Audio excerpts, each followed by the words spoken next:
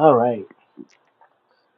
Welcome to episode 23 of Angel in the Afternoon. I'm your host, Angel Rivera, of course, and gotta get rid of this. I don't know why this is here. There you go. Because I'm here, so I'm not going anywhere, for now at least. So, how is everyone today? Wait a minute. Oops, I fucked up. Hope everyone has had a great week. Today's Friday. So that means it's time for my show. I'm gonna make sure everybody knows I'm live. Follow me on Twitter. Those are my handles right there.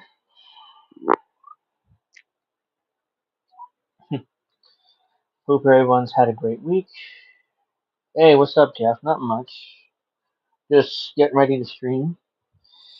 I've had kind of a long week. What am I doing? Oh yeah, and you know, and things haven't gone. But everything's fine. But I feel like no, it's good. It's good. Okay. Let me make sure everyone knows I'm live, and then I'll start. I'll be live for a couple of hours probably, and then I'll go to. Then we're going to go to what is Tara Reid? Oh yeah, the politics of survival with Tara Reid. She starts at 3 o'clock, so right after me. So I'm only going to be there live until 2:30.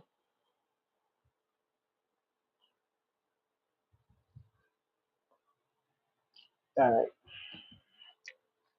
haven't set up yet because fuck. I mean, I barely had a chance to do anything today this week. I have such a long week that I couldn't even properly set up a show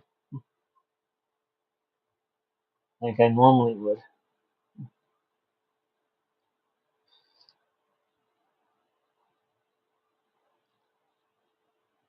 Oops, let me see. Ah,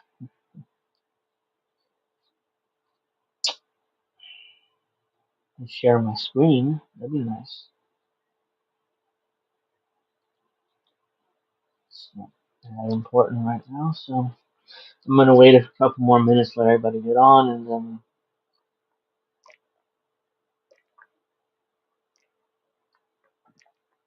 and then we'll start. If you haven't already, make sure you like, subscribe to both to all my channels, and make sure you share the stream because all that's very important and it will help with the algorithm because the algorithm, wants to screw me around, so or screw us around today, and then regular, all of us, not just me, but oh,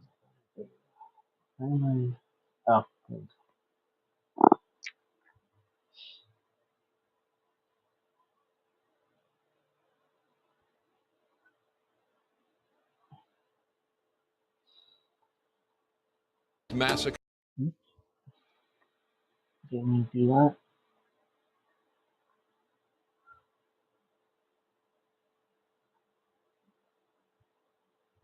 Yep, we're on. The show is also live on Rumble and Roskin too. So for some reason, I keep forgetting to actually promote that. I don't know. I'm just, you know, hey Carlos, what in the wide sports is going on here? Well, just waiting for people to come in, and then I'll start up because usually I start at 2. Today I'm starting at 12. Actually, yeah, 12:30.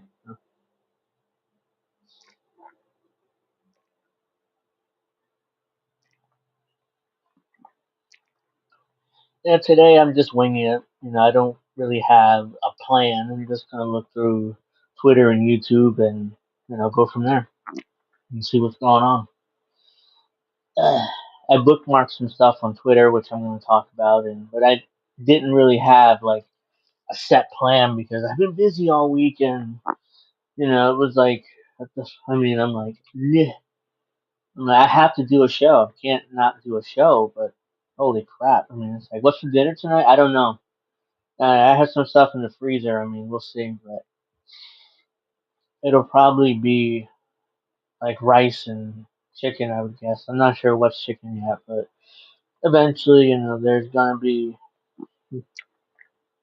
a plan.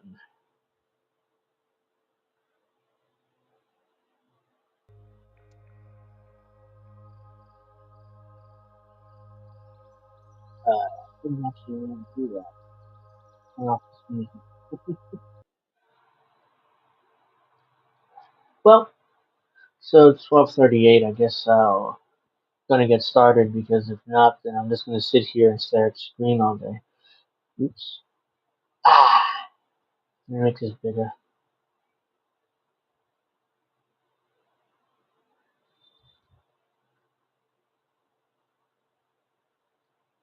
Let's see something.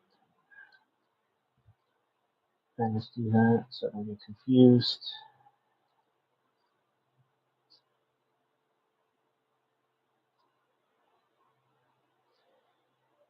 Alright. You can't even see that. At least I can't see it. Let's do that. Okay.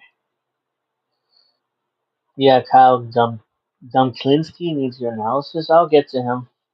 He's gonna be on this week. I didn't talk about him last week because I just didn't feel like it. But this week I'm definitely getting to him.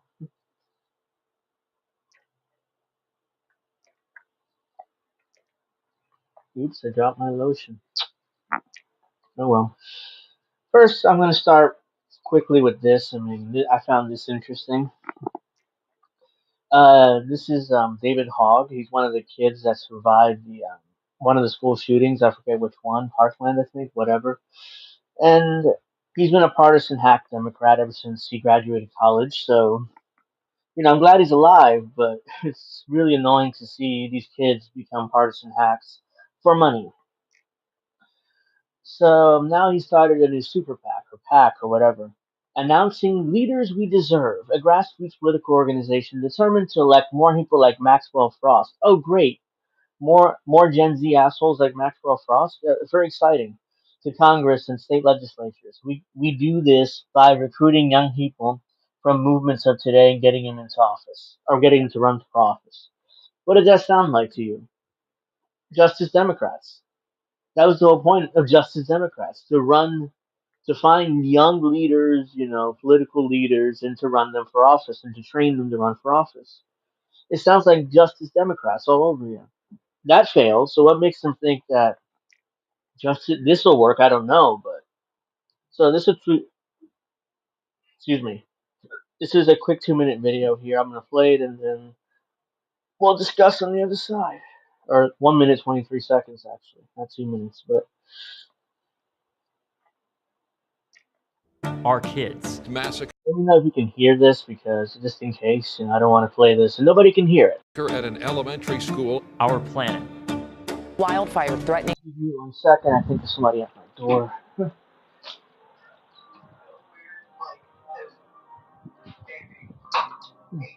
I heard the door. I imagined it. Sorry about that. I imagined somebody at my door. I thought there was somebody at my door. So let's continue. Threatening homes and lives. Our freedoms. New laws banning abortion. Our democracy. Thousands storming the Capitol. Are all under attack. Far-right leaders in Washington and state capitals across the country are threatening everything we care about. But our generation refuses to back down. In 2018, I'm sorry, what is that hair? Hold on. What the fuck is that haircut? It's like, look at that haircut. He's like this. Like, take care of your hair, kid, before you do this shit. Oops. Back down. In 2018, we shattered youth voter turnout records. In 2020, we helped power President Biden to victory. Oh yeah, great. You fucking young pricks. Thanks to you, Joe Biden became president. So fuck you. Fucking Gen Zers. And in 2022, we were critical in holding off a Republican red wave. Now, we're not just voting, we're running for office and we're winning.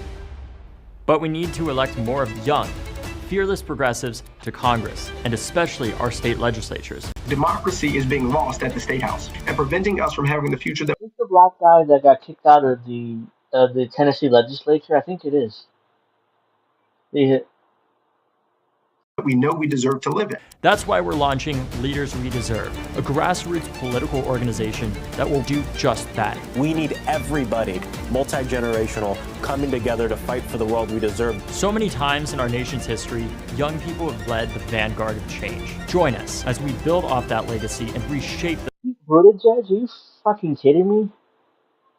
Hold on. Look at this. They're touting Pete Buttigieg as some kind of fucking, some kind of, agent for change or something. One of the worst transportation secretary ever. This is my show, Angel in the Afternoon. That's what it's called. I talk about politics and stuff like that, so that's what the show is about. I've been doing it for a while now.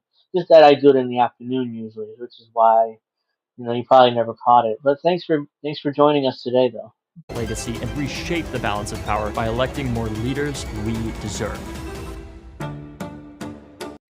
Pays for Leaders We Deserve PAC, not authorized by any candidate or candidates committee. So it's a PAC. Let me see something. Leaders We Deserve. Oops. Ah.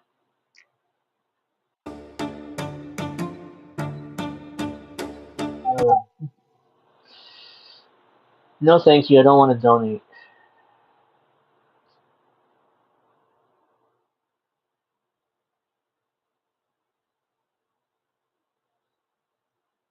Yeah, I respond to chats, so I don't I try to respond to as many chats as I can. Sometimes I miss one, some for obvious reasons, but this is the website. Leaders We Deserve. Let's see.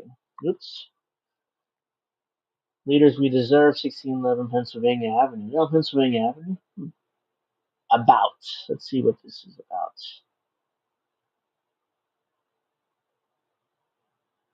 Let me see. Oh, that's way too small. Oops. That's still way too small. Here we go. I don't always ignore the chat. I just, I try to respond to as many as I can. I don't know. I can't get to everybody, obviously, but all right. Young progressive candidates face systemic barriers at every level of government. The average politician is older than the average American. That is true. Our political system is stacked against young people in favor of those who are older, wealthier, and white. Social justice warrior bullshit. Okay. In 2020, millennial and Gen Z individuals only held 21% of state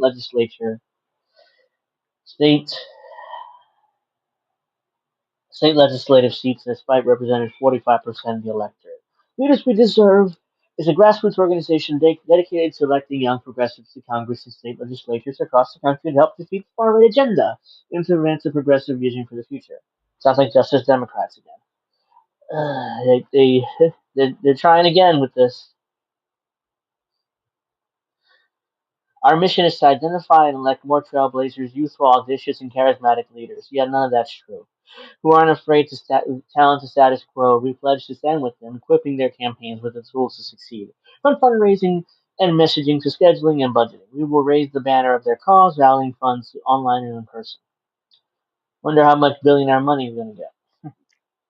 David Hogg is the leader of the far right, the fight to end gun violence, and co-founder of March of Our Lives, an organization that helps lead one of the largest youth movements in the country. Kevin Lada, I have no idea who he is. He was campaign manager for Maxwell Frost. Oh, great.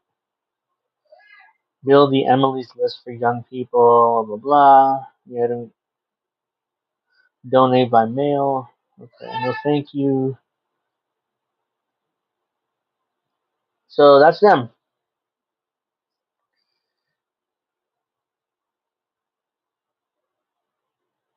The in crowd. I like that. But no, I never endorsed RFK Jr. So I don't know where that's coming from. I have no intention of voting for RFK Jr. or even endorse them. So no, I don't endorse RFK Jr. Let's see. I wonder. Open secrets. Let me check something. Open. I don't think they're there yet. But yeah, I'll check it for next. I'm curious about that. So let's do this.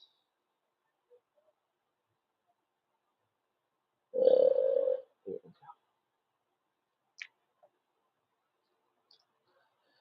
uh,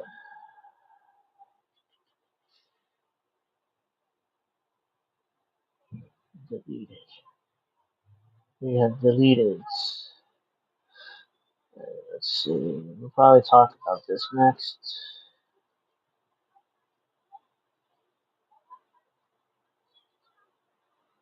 There are a few.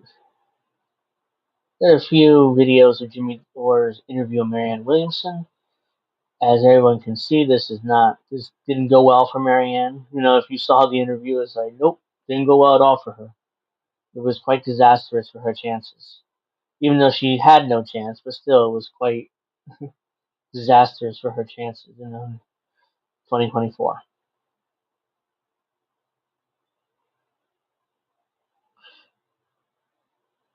So this is the first one.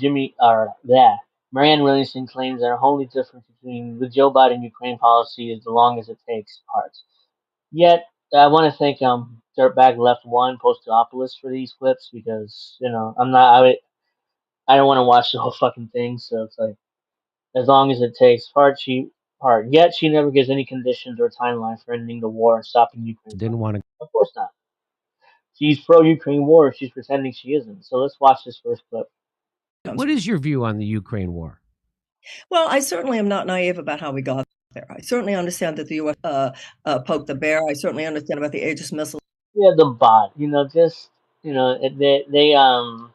bot. The whole point of the bot is to comment. To put comments from other streams, like from Twitch and stuff like that. So when I see it, I try to ignore it. So it's just a bot. So missiles in Poland. I don't feel that I'm naive at all about how the U.S. war machine works. So I'm trying to figure. So you're saying you support Joe Biden's policy in Ukraine? What I don't support about Joe Biden's policy is when he says for as long as it takes. He and Lord Austin just talk about how we're just giving money for as long as it takes. We need to be in support of a negotiated settlement. So there already was a Of course, peace. theoretically, you would say. I mean, Jake Sherman was there, so to some extent, of course, you're aware that in 2014 that the CIA couped the Ukrainian government with the help of the right-wing Nazis, and then the people in the eastern part of Ukraine in the Donbass didn't want to go along. by the way, these are basic facts of how the Ukraine war started. And Marianne Williamson either doesn't know or acts or is dense and pretends she doesn't know. So With that coup government. And so Ukraine started shelling them. The government of Ukraine, the coup government started shelling them. And so they had the peace agreement called the Minsk Accords, which we now know which was going to give the people in the Donbass, they would stop shelling them and that they would give them some kind of independence because they were the Russian speakers in that country in the east part. And so Ukraine never followed that peace agreement. And now we know, because Angela Merkel and others have revealed it, that they never intended on following that peace agreement, and they didn't, and they kept shelling those people in the Donbass. And when the whole point was to force Putin into an invasion. That's the whole point. That's why NATO and Europe and the U.S. continued to bomb eastern Ukraine because they wanted to force Putin into invasion and no choice. And he eventually did, which was the whole part of the plan to do this proxy war. when Putin invaded, it was to stop that shelling. So were you aware of that history? I am aware of what you are saying. I am not enrolled. I'm aware of what you're saying. Okay, I've heard this before, but I'm not buying it. That's in your interpretation of exactly what you are saying. I am not. All right, so that's that first clip. So she basically saying, "Oh, I don't believe what you're saying, Jimmy. Yeah, I've heard of it before. I've heard what that point, but I don't believe." You disagree? So this is part 2 of that. Marianne Williamson thinks continuing the war is leading Ukraine to a better negotiating position than that ending funding for Ukraine right now to push him into a negotiation that would lead to anything but peace in Europe. So this is Part two. Disagree with. I'll tell you the problem I have with it. I do not believe that Ukraine is nothing but a puppet of the United States. They are a puppet. You're adorable. So we're not going to agree on that one. So if we stop funding the Ukraine government, the Ukraine government shuts down. Do you know that? Do you know if we stop funding the Ukraine government shuts down, right? We're paying every person in the Ukraine government salary. We're paying their social security. You know that, right? Or maybe you don't. Let me ask you if you know, because I don't like being talked to like, do you know? So I'm asking, do you know that? Do you know what? I know. Listen, I'm not saying that everything is clean between the United States. I'm asking you, did you know that? No. I know that there are all kinds of business dealings. So you don't know that? You didn't know that? That there is money being paid to Ukraine. That we are paying their entire government salary. You didn't know that? And that's how we could force a peace agreement tomorrow, is because we would just take back that money and their government collapse. You're right. Okay. We complete. You're right, Jimmy, but at the same time, I don't want to admit that, so I'm kind of going to say you're right. Like, like it pains me to say that you're right. With Yeah, Nicole. To any trained ear, she's speaking to her management. Well, that's her support base. It's the professional managerial class left. It's the Kyle Kalinskis of the world, the Crystal Balls of the world, the Young Turks, Sam Cedar. That's her support base. That's her base essentially. Those people. It isn't. It isn't any of us here. Normal poor people. We pay for their social security. That I don't know. Jimmy Dore claims that, but I wouldn't be surprised if that's the case. So I can't confirm that definitely that yes, we're doing that, but I wouldn't be surprised if that's the case. Withdrew support from Ukraine, the government of Ukraine would collapse. I certainly understand that. The difference you and I have is that you seem to think that would be a great thing. I don't. I don't think the Russians having complete control of Ukraine and getting their way in this situation is good for Latvia, Lithuania, Estonia, Finland, Sweden, and I do not believe that means there would be peace in Europe. There would be anything but peace in Europe. I'm a strong supporter in the path to a negotiated settlement in. You're right. We have poor people in the U.S., but the Biden administration doesn't give a damn. They're asking for another $10 billion to Congress to appropriate $10 billion for Ukraine. Like they don't. He doesn't care. We have homeless people up and down in this country. Hell, I just walked to the liquor store earlier, and there were at least 3 homeless people sleeping right next to the liquor store. It's not good. It's horrible right now in this country. And somehow he wants to give another $10 billion to Ukraine instead of spending all that money here at home. Nope, that's sending to Ukraine. We gotta continue our U.S. hegemony. We gotta continue our, we have to be in power. So fuck poor people, fuck the homeless. That's just, that's the way it's got to be, because we have to continue being an empire. That's the attitude of the White House, and it's disgusting. It is. And Marianne Williamson basically defending that. It's like, oh well, I mean, come on, guys. I mean, we have to, we have to think of funding Ukraine, right?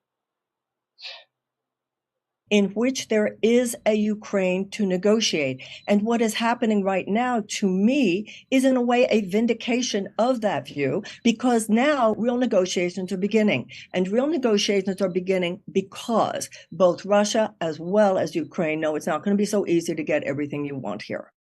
And I'm glad that Vladimir Putin is beginning to have countries like China now, for the first time, willing to attend a meeting like that, because he will be getting China, India, Brazil, and other countries, not just the United States, who are saying this thing has got to stop and you're not going to get everything you want. That's video 2. Marianne Williamson is still defending her position on Ukraine. Hey, Indy. Hey, Willie, how are you, man? Nicole says, yes, we completely fund their entire government. That includes all payouts, Social Security, dead soldiers, medical, everything. Well, yeah, okay, well, I believe that. I'm not shocked by that. And we also fund Israel's single-payer system. So we're funding Israel's single-payer system. We're funding all of Ukraine's government. So all our tax dollars go to other countries, and meanwhile, we get shit here in America. Or we get crumbs. Every once in a while, we'll get a stimulus check. Every once in a while, we'll get increase of food stamps or SNAP. Every once in a while, we'll get increased unemployment benefits. But ultimately most of our money goes to other people's welfare programs or social welfare programs instead of we getting it here in America. Great. Like I hate foreign funding. Like I really do. I can't stand it. Marianne Williamson deflects on the idea that the U.S. is using Ukrainians as cannon fodder to increase economic damage on Russia, and to instead talk about the spirit and unbelievable fighting of the Ukrainians. Yeah, this is ridiculous. It's probably the most ridiculous one. Interesting. So Most ridiculous claim of Marianne Williamson. So it's like less than a minute. So, and we're not allowed to live in Israel. We ain't Jewish. Yeah, it's a Jewish state. I mean, if you're not Jewish, you're not allowed to live in Israel. Or you're not allowed to become a citizen, at least. I mean, we're still, you can visit. Fucking Siri. Just randomly, I'm not in, oh my god. Scared the shit out of me. Hold on. I have to get rid of Siri here.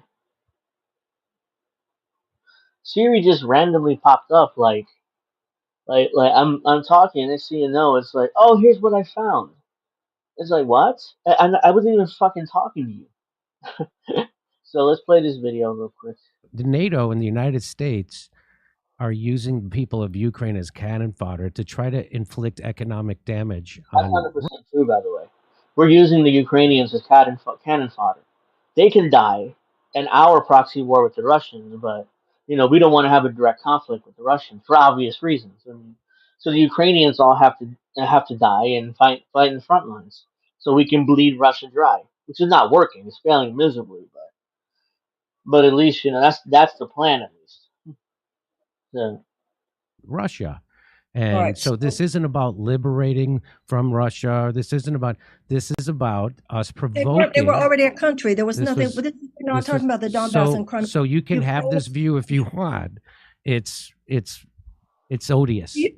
It's interesting. So you think that the people of Ukraine and the way they've been fighting in this war are just doing that, just as puppets of the U.S. government? yes, That kind of fighting, that kind of spirit, that kind of unbelievable fighting is Wow. only because of the puppets of the U.S. government? Yes, we are.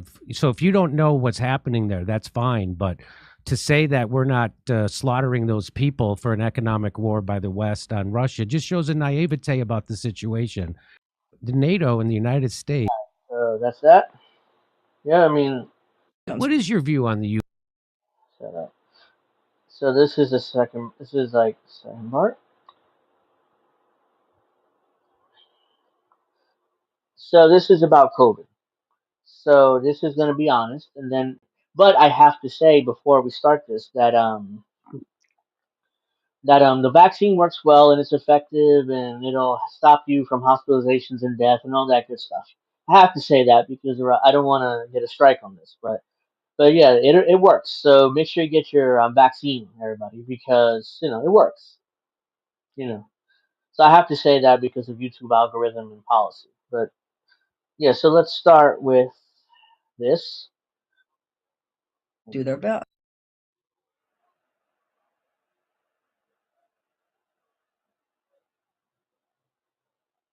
It says, when Jimmy Dore asked Marianne Williamson which COVID lies make her the most angry, instead she goes on the defensive, saying Fauci didn't consciously lie, which he did.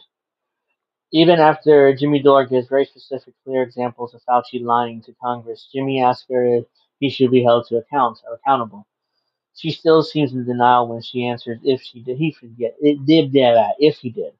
Jesus. So yeah, so she's a liar. She had a terrible performance on Jimmy Dore. Yes, it is safe and effective, which is why I think the vaccine is safe and effective, which is why I think everyone should get it. So let's keep going. I'm not gonna play this. I don't want to risk a strike or anything on this channel or any of the channels. So before I play this Kyle Kalinske stuff, I want to do this. Whoops.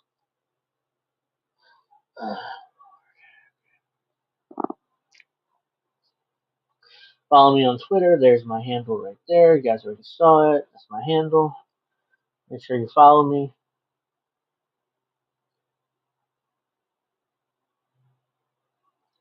Hey, Bad Cookies. How are you, man? Thanks for joining us. Thanks for joining me. Let's see. Where is... here it is. I love this. This is Turncoat Don, or at Turncoat D on Twitter. He does all these compilations, and it's awesome. I know it was sarcasm. I hear what you're saying, but we need to get behind MW Marion Williamson because she's the only progressive running the DNC party. LOL. Yeah.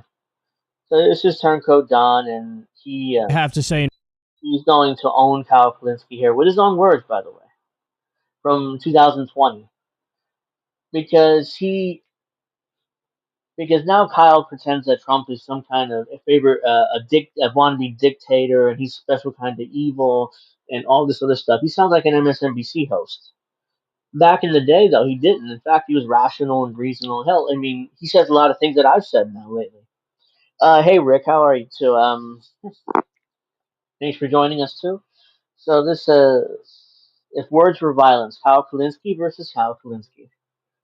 This is going to be past Kyle versus present Kyle here. So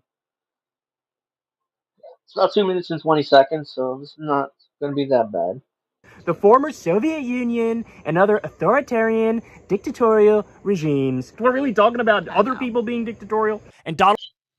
I tried to send an S chat, but everything froze.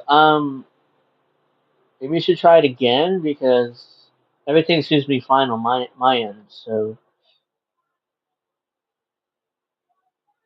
hopefully you should try it again because everything's fine here, and I don't think.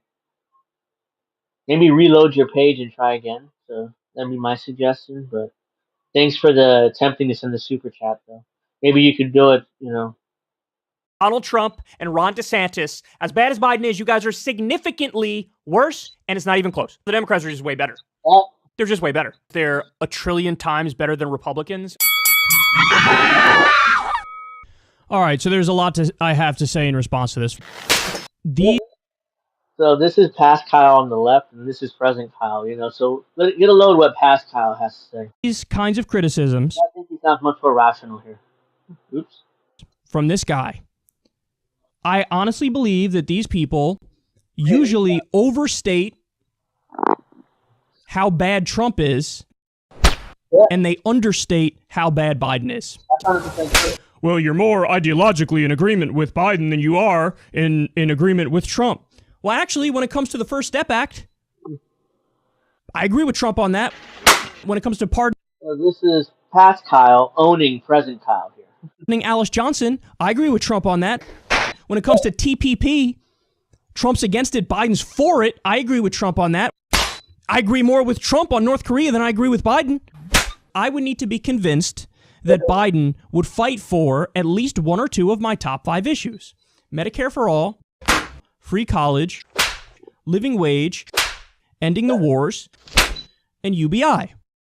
The people who say Trump is a fascist and they think he's like, basically, we can't survive another 4 years of America with him. Yes.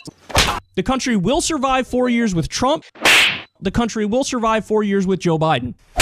Again, I think they understate how bad Biden is. Why? On so many core issues, he's against us. Me, at least. I can't speak for this guy. Joe Biden pushed for NAFTA. He repeatedly pushed for TPP. He's a supporter of the Iraq War. On all the pivotal issues of his time, he was wrong. So stop overstating how bad Trump is. The country's still going to exist in 4 years. Look at on the right. He's totally fucked up and gone. And it's Kyle doing it to himself. And understating how bad Biden is. Because it's annoying. I just don't agree with the people who are like, he's a fascist, he's a Nazi, the country's not going to exist in 4 years. This is past Kyle. Today's Kyle said that, Trump's a Nazi and Trump is dangerous and a special kind of evil and all this other crap. So, yeah. As Bad Cookie says, a crystal ball. You're hyperbolic and you're ridiculous. You got knocked the fuck out, man! You got knocked the fuck out, man. All right, let me. We have Nicole Vance here with a super chat. I saw it, so thank you for the super chat. Shortest video ever. I love this one. Yeah, this is. If you've seen it on Twitter, this is awesome. Let me let me go back. Not going to exist in 4 years. You're hyperbolic and you're ridiculous. Oh! You got knocked the fuck out, man!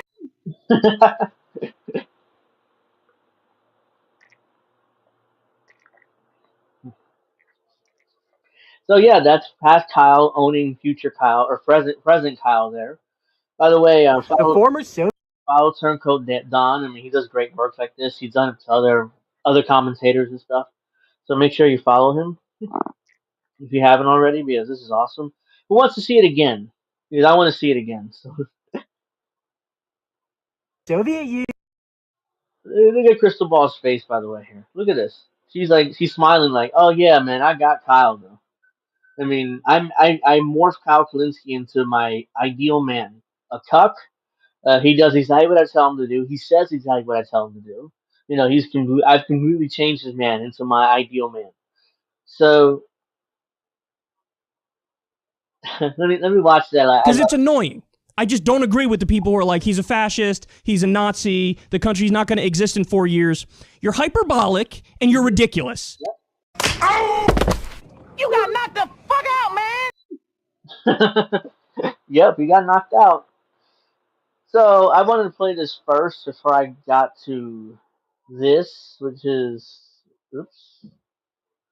his most recent video. Or this, by the way, Dirtback Left one on Twitter. You know, put this together. So thank you, because that way, and I don't have to go and play the whole video. This is a video where Marianne Williamson went on TYT. Marianne Williamson joined TYT to talk campaign recent polling. Only. It says Kyle Kalinske is still simping for Marianne Williamson. He calls it dark stuff that mainstream media won't put her on popular shows. Excuse me. He praises her for going on Fox News and being smart. For not just attacking Joe Biden and being a useful puppet to the right. He's made this point before, where he's accused Cornel West of being a puppet to the right wing when he goes on Fox News. Even though when you go on Fox News, that's your chance to attack the sitting president because you're running against him. You're running against him. It's like you're not running. It's like Bernie Sanders with like, oh, my good friend Joe. My good friend Joe. You know, I mean, I'm not going to criticize Joe Biden, even though I'm running against him. Unbelievable. Her reaction. He might sound like a sixth grader, but I got him where I want him. Yep. I mean, that's Crystal Ball morphed Kyle Kalinske into her ideal man. You know, I'm not. Maybe Crystal Ball is attracted to blonde men. I don't know. I don't know why he bleaches his hair blonde now. He looks ridiculous. But all right, so let's watch this. It's a minute long. There was a New York Times poll that just came out, which is a gold standard poll. She was still at 10% in that poll, with a complete media blackout. When she's at 10%, despite a complete media blackout, it's dark, man. It's dark. This is dark stuff. Yeah, it's really the only mainstream media outlet that will have her is Fox News. And understand, the reason why they're okay with having her is simply because they want to bring about what they view as chaos on the Democratic side. They want to use Marianne as a vessel to attack Biden, even if it's from the left, because they don't care. As long as Biden's being attacked, they don't care how you're doing it. They don't care the nature of how you're doing it. They just want to drag Biden down. So they bring her on, and they try to get her to play the game where it's like, we only want you to attack Biden. Now, thankfully, Marianne is smart, and she's nuanced, and she's intelligent, and she knows the game that they're playing, and she'll go in there, and she'll make some points against Biden, of course, but she never goes only against Biden. She always makes sure to go after the hosts themselves, whether it's Sean Hannity or go after Donald Trump and everything that's going on with him, because she doesn't want to play this game where she's just a useful puppet to the right. She's better than that. She doesn't want to be a useful puppet to the right. It's not about that. They give you an opportunity to go on Fox News, a big platform, to attack the sitting president. You take that opportunity. You take that opportunity to bring him down because you're running against him. Why is this so hard to understand? It's like, oh wait, she's not a useful puppet to Fox News. You know, she attacks Trump. But Trump isn't the president anymore. Who cares? He's running for president again. Maybe you do go after him, but your whole goal is not to attack Trump. It's to attack Biden. He's a sitting president. It's not that complicated. It's a politics 101. All right, so Kyle Kalinske says that Bernie Sanders showed the left is still alive and well, and then says now they're like, now they're like, do not let that happen again. Okay. Yes, Kyle, that's why people are against your idiotic strategy going through the Democratic Party. Why don't you get it? Oh, he does. He's dense. He does get it. He's dense.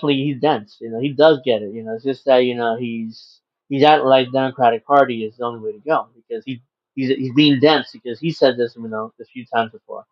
Guys, what happened is Bernie Sanders did start a wildfire. He did show the left is still alive and well. He did light a fire under everybody. He did make them believe in Medicare for all and a living wage and all these great policies and unions, et cetera, et cetera. And now they're like, yeah, he did. He did light a fire on the left. Now the left is dead. The Bernie movement's dead. You're not going to get the movement back with Marianne. You're not going to get the movement back with Cornell. You're not going to get the movement back with RFK. Nothing. It's dead. It's gone. Just move on. Deal with it. Like, do not let that happen again. Do not let that happen again. So the real... Then why is he running the Democratic Party then? I mean, that this is going on. Democrats are actually saying, excuse me, why are you even bothering? They won't let this happen again. It happened once. It's not going to happen again. So why are you even bothering? Real reason they don't want Marianne Williamson to get her word out at all is very simple. Because this, ladies and gentlemen, is what she's running on. This is a platform that's even to the left of what Bernie was running on. She's running on. So this is the 21st Century Economic Bill of Rights, which, even if you were president, none of this would pass. So let's look at it. The right to have a job that pays a living wage. Well, what does that mean? I mean, a living wage is different for each part of the country. Like in New York, the living wage is probably what, 30, $40 an hour. Here in New Jersey, it's probably around the same. In Montana, it's probably $15 an hour because it's not that in the South. There's different parts of the country and different part of the economy. So it's not as simple as the right to a job that pays a living wage. So basically, everyone gets a job. Okay, I don't know how that would work, but it's interesting. The right to a voice in the workplace to a union. So that's okay. That's fine. A right to quality universal health care. Okay. The right to a cost-free higher education. Okay. I'm in favor of that. The right to good affordable housing. So how would you pull that off? I mean, I'm fine with that, but I need to know how you're going to pull that off. Okay. The right to a clean environment and healthy planet. Well, fine. The right to a meaningful endowment of resources at birth. I have no idea what that means. The right to a sound banking and financial services. Okay. The right to an equitable and fair justice system. Okay. The right to a cultural and civic involvement in democratic life. I have no idea what that means either. So a lot of this, it's like, hello, a dingo ate my baby. Oh yeah, Bad Cookies is right. Please hit the like button if you haven't already. That helps a lot, and we need it. All right, we need it here in INN. So because they're trying to suppress us. So I have no idea what half of these even mean. I mean, it's like it's more. It speaks to it speaks to the professional managerial class left. They understand this type of stuff, and it's the flowery rhetoric they like. So not even if you're a president, none of this would pass. But it's just flowery rhetoric. This is a platform that's even to the left of what Bernie was running on. This should be giant news. People need to know they have this option. Not the same old, not somebody who's still got... Well, here's the thing, Kyle. There's two things. One, the Democrats already rigged their primary. Joe Biden's going to be the nominee. Unless Joe Biden keels over and dies, and then they put Gavin Newsom in his place. That's the only way he won't be a nominee. He's already the nominee. It's over. So even if they knew about Marianne Williamson, it wouldn't make a difference. One. Two, most normie Democrats are not far left. They're not progressive, most normie Democrats. They're center left, maybe. Some of them are center right even. So there's no way that fucking Marianne Williamson, Oprah Winfrey's spiritual guru is gonna win a primary for president. It's just not gonna happen. Because again, I can bring up my girlfriend. She's a normie Democrat. She's center left. She's not really she's not a progressive really. She's like a normie PNC Democrat, and I mean, we don't agree on much politically, but we respect each other's opinion. Uh, Here's the thing: when it comes to, for example, student loan debt and all the student loan issues we have in this country, she's literally told me many times, "Okay, well, I took out student loans, so why don't I get my money back? And I paid off my student loans." See, that type of rhetoric, like she wants her money back, even though she fully paid her loans. So that's like that standard centrist type of Democrat thing. It's like a lot of Democrats don't, normie voters are not in favor of student loan reform or forgiving student loan debt. We also have so what I mean that's this other thing she said, which sounds like normie as hell, but I don't remember right now. But it's just it's anecdotal. I know it's not every Democratic voter she doesn't represent every Democratic voter, but at the same time, it's anecdotal, but it's definitely what I've experienced online, at least on Twitter and stuff, or X, whatever it's called now. And so not every Democratic voter is a progressive or far left or whatever. So the idea is if all Democrats knew about Marianne Williamson running, they're not going to automatically support her. In fact, more Democrats may end up supporting RFK Jr. because he's a Kennedy, and the Democrats love Kennedy, Democratic voters. So they love the Kennedys. So I wouldn't be surprised in supporting him more than Marianne. Marianne is just Oprah Winfrey's spiritual guru who wrote a bunch of books nobody ever read. So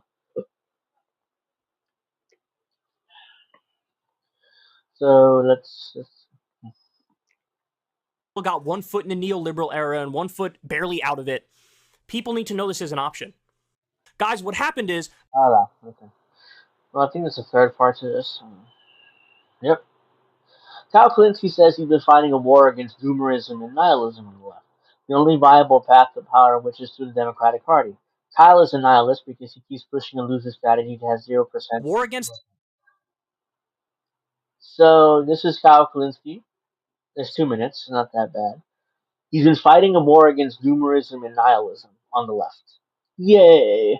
How Kyle Kalinske, he's the he cares about the left. He wants to help. He wants to tell you that you can only win with Democrats. You can't win third party. Don't bother with third party. Even though the past Kyle disagreed with him. So let's watch this first, and then I'll explain what I mean about that. And this is why, by the way, I've been fighting as much as I can what I view as doomerism and nihilism on the left. People who not only like to sit on the sidelines, but they also want to throw stones at people who are still trying to make a difference. I'm fighting a war against that because when given what you want, take yes for an answer. Marianne is what we want. You might have minor... It's not what I want. It's not what I want. Marianne isn't what I want. I mean, he acts like he speaks for the left. He's like, no, that's not what I want. I want somebody who's actually going to be third party and actually going to fight. And actually going to fight the Democratic Party. I don't want somebody running with the Democratic Party. Even if they win the nomination, they're not going to do 99% of the things they promise. So the idea that this is what the left wants is not true. It's bullshit. It's false. Once again, it's just Kyle versus Kyle because the past Kyle Kalinske disagreed with present Kyle Kalinske. So, and I'll explain in a second, but minor disagreements with her here and there. I certainly do. That's immaterial. When we have 90 to 95% agreement on the policies and she's out there and she's throwing her hat into the ring and she's fighting, it's incumbent upon us to also be there to fight for her. Now, how you do that is totally up to you. Is it just making a donation? Okay, God bless. Is it volunteering? No, don't make a donation, Marianne Williamson. Do not give her money. You're just throwing your money down the toilet. What you might as well do is send a super chat to INN. It'll be more useful than giving it to Marianne Williamson. You might as well send a super chat to INN. It's more useful. That money will be put better use than giving it to Marianne Williamson and having it. You might as well take your money, throw it in the toilet. Instead of doing that, send a super chat to INN. I mean, that money would go a lot better use than giving it to Marianne. So don't give it to Marianne Williamson or to any politician for that matter. For her campaign. Okay, God bless. Is it trying to spread her message far and wide however you can? Even if you have a small social media following or whatever, you're on Facebook, you're on Twitter, you're on Threads, whatever it is. Is that what it's called? Threads, the Facebook one? Anyway, listen, spread it. Get it out there. pester media figures. Hey, why don't you have her on? Hey, you should have her on. It's so disheartening that we have a person who's fighting for the right things. Yeah, I mean, guys, come on, it's so disheartening that the left doesn't support Marianne Williamson more and give her more money because she has hundreds of thousands of dollars in campaign debts, which she has no way to pay back now, which is why, she needs the money. Bad Cookie says, wait, don't give Marianne Williamson money? Oops. I sent Marianne Williamson $100 billion. She says she needed it for Ukraine. Yeah. Look, if she needs to pay back, her vendors, how about this? Use your own fucking money. Don't ask for supporter money. Don't ask for money for poor people to pay back your vendors. Unbelievable. Really putting their all out there. Really doing it in the only viable path to power, which is through the Democratic Party. And there's still, a yawn. Well, Pascal disagrees with that. From a lot of people. And people are still feel burned by 2016 and 2020. Up and at 'em. We've all been there. I've been there. Everybody's been there. Let's not manifest into reality. It's not, she's not serious. This sounds like Crystal Ball. Remember Crystal Ball went on Jordan Sheridan's show and told the left to grow up and support the Democrats because it's the only viable way to win? Remember that? He sounds like this whole diatribe sounds like Crystal Ball saying grow up and support the Democratic Party. Why? Go one level deeper. Why? Why is she not serious? Why? Maybe, just maybe, it's because of exactly what she's describing here. That they're enforcing the idea that she's not serious by blackballing her, by keeping her from vendors, by keeping her from getting voter data, by keeping her off of... That's the whole thing when the South Carolina Democratic Party ripped off Marianne Williamson money. She's an idiot, she gave them a bunch of money and she never got the voter list. Yeah, so I don't feel bad, Marianne Williamson. I mean, in fact, I was kind of glad when they ripped her off because it was like, yeah, we don't take you seriously, bitch. Give us $2,500 and maybe we'll give you the list a year from now when you drop out of the race. Let's see. Bad Cookie says she needs the money to fight for progressive platform in her new book, Jesus Jones and Magic Crystals. Up and at him that a guy who suffers from TDS. Yeah, he didn't suffer from Trump derangement syndrome. That's a recent development from Kyle. I mean, as you saw in the other video in 2020, he was rational about Trump. He wasn't like he is today. Stiff upper lips says, "Stop being a negative Nancy. I support troops." I mean, Marianne Williamson. Bad Cookie say, "Hey, Kyle, Trump isn't president anymore. Up and at him. You should be focusing on Biden and his failures." 100%. Here's the thing. He knows Biden's failures. Like, he knows them. He's talked about them. Just that he's like, well, I mean, come on, guys. He's accomplished a lot of things too, so let's ignore his failures, even though I just mentioned all his failures. So, what Biden has done is basically incrementalism. It's like, let me change things on the edges. Let me make things a little bit better for people. Let me do this. And Kyle Kalinske acts like he's, FDR 2.0. Even though when Obama was president, he did the same thing. He attacked him. So this is the change in Kyle Kalinske, the difference between 2015 and today, or 2020 even and today. CNN and MSNBC. Maybe that has a lot to do with it. By pretending she doesn't even exist, smugly dismissing her and saying, "Of course we're not going to debate you." Again, you don't even have to like her to support a debate. Yeah, I don't support a debate. It's a waste of time. There's not going to be a debate. There's not going to be any debate at all, ever, on Marianne Williamson. It's like really? I mean, it's like, come on. Like, you could do way better than that. It's like, that's not even a good enough excuse.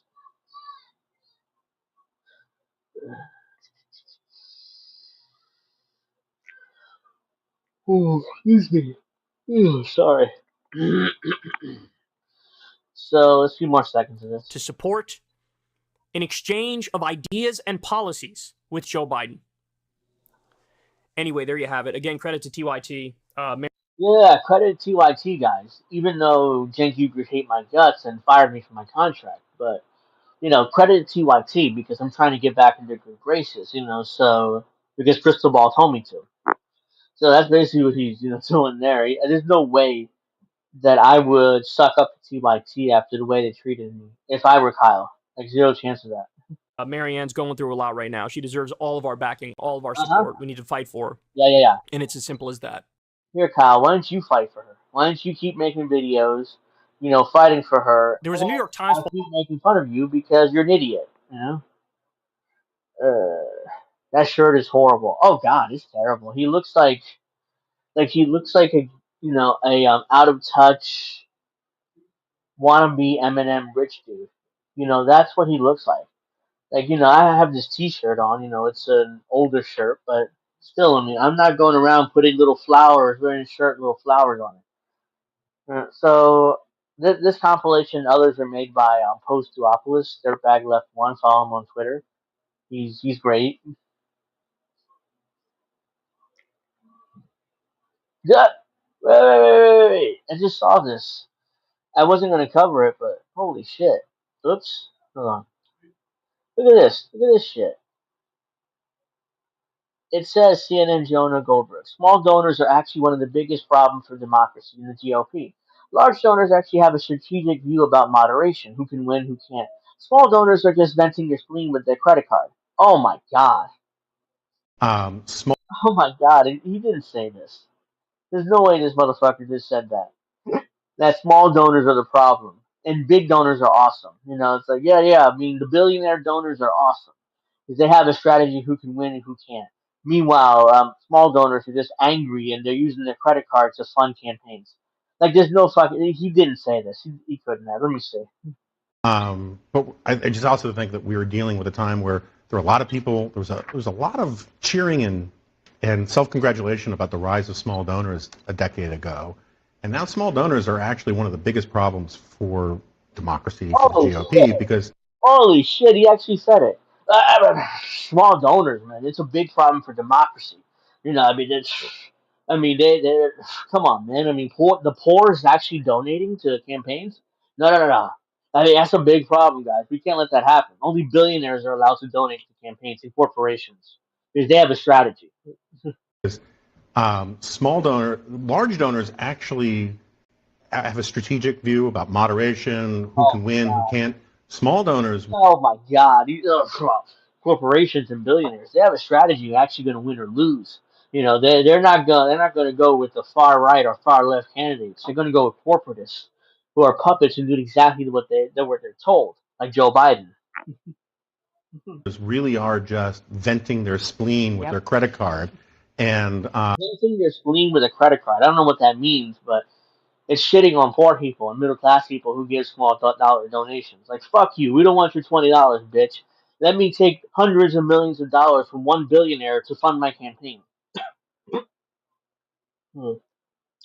And they lock candidates into positions that can hurt them in a general election. Such an important point. I want to do such an important point. Oh my god. Holy crap. The fascism is so blatant on CNN. They sound like Democrats. Yeah, they do. They sound like it's CNN are full of Democrats, so it's not really that surprising. I was looking for something else and I just came across that. This is the Kyle Kalinske one we already saw. There was something else, I think.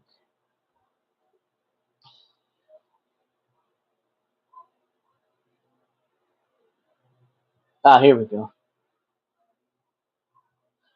After Jimmy Dore points out Democrats never win, Marianne Williamson says the issue is not you. The issue is whether you or not you can ever create a situation where they didn't have a choice. What situation? I've yet to hear a real answer from her or RFK Jr. on this. Yeah. So that isn't wrong, So let's watch this. So tell me so I said the same thing to RFK Jr. when he came on the show, because here they're not going to give you a debate, right? Yeah. So they're not going to let you debate him, and then his allies brush off the call for a debate. Yeah, and so what I told RFK Jr. was, you'd be better off running as a Republican, because Republicans don't have super delegates, and the reason why the Democrats have the super delegates is so someone like you can't win, and so you'll never win. And so why run inside the Democratic Party? Why not run out All that 100% correct.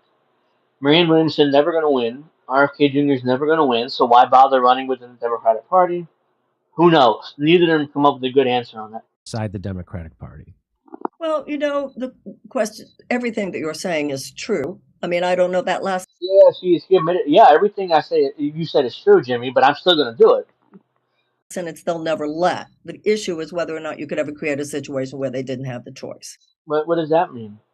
Yeah, I mean, we have to give them a choice. What choice? You're not going to win. You're not going to win. They're not going to let you win. Super delegates in the party will make sure to renominate Joe Biden, or if Joe Biden can't go, they nominate Gavin Newsom. They already said it. The Gavin Newsom already having a debate with Ron DeSantis next month, I believe, or later this month. So yeah, you're not going to win. If anybody has a real shot of winning, is Gavin Newsom. They'll just hand him nomination. Like, oh, here, we'll just nominate Gavin Newsom. Yeah, you're not going to nominate Marianne Williamson or RFK Jr. All right, so that's that. Let's see what else.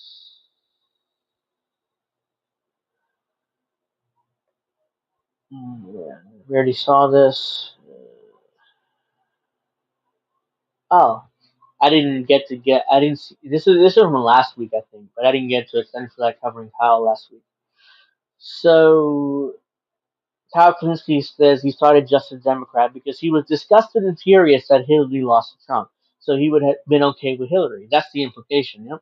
I never knew that just as Democrats were started because of TDS. They were destined to fail from the start. Yeah, I mean, initially when he announced Justice Democrats in 2018, he talked about how we got to take over the Democratic Party. We got to take it over. We got to use progressives, and we got to take the shit over from Republicans or from corporatist Democrats. Now he basically admits the truth, which is no. The real reason why we started Justice Democrats because we were triggered that Trump defeated Hillary Clinton, which is an incredible admission. He's basically saying, yeah, I mean, we didn't care about taking over the Democratic Party. We're just angry because Trump defeated Hillary Clinton. Unbelievable. I can't believe this motherfucker admitted to that. I mean, that's how out of touch he is. He thinks that people would have wanted Hillary Clinton to win over Trump. In the wake of the 2016 election, Hillary Clinton, of course, lost to Donald Trump.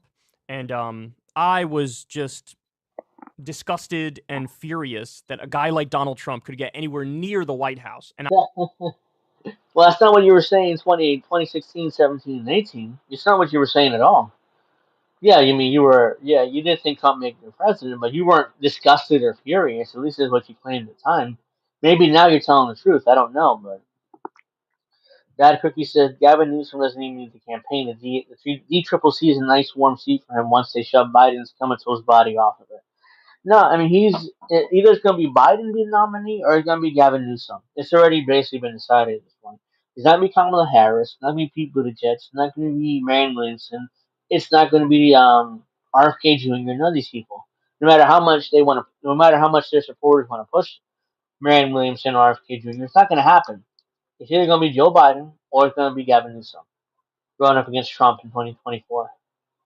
And I viewed that as a colossal failing of the Democratic Party to not be able to beat the most beatable opponent in history because you're just coming across as that disconnected from average people. That's ironic coming from Kyle. It's like you're that disconnected from average people. Well, he's the definition of disconnected. I mean, he does his YouTube videos, he uploads them, and then he leaves. He goes and basically does exactly what Crystal tells him to do. Crystal Ball. And it's like he admitted for years he doesn't read comments on his YouTube videos. He doesn't listen. He doesn't go to his mentions on Twitter or X. Nothing. He just he does his videos and he goes away. There's no interaction with his audience whatsoever. No wonder why he's so out of touch. Because I'm sure most of his audience would tell him he's full of shit, which is why he doesn't want to listen. He doesn't want to interact with his audience. We decided we need to fight back against the corporate Democrats and make the Democratic Party uncorrupted, and we need to change. That's never going to happen. They're always going to be corrupt. They're always going to be corrupt, no matter how many organizations you create around it. The Democratic Party will always be corrupt. Always. There's no doubt about that. They're always going to be fucking corrupt because that's what they are. They are corrupt. change the course of the Democratic Party and try to make it so we get representatives who stand for something, who will fight for the American people, and make it so that the Republicans are an afterthought and they lose all the time because we are representing the people so well. Here's the thing with that, and there's this may be a hot take, but I'm going to say it anyways because I think in my opinion, I think it's the truth. The Americans are not, they're not every American or majority of Americans are pro the welfare state, like increasing welfare states to the point where you have your free child care or you have your free colleges or you have Medicare for all, or if you have all of these social programs that the left is in favor of. And most Americans don't want the government to grow that big to the point where we have free child care, free Medicare, free medical care, or free college, or Social Security for all, or UBI, or anything like that.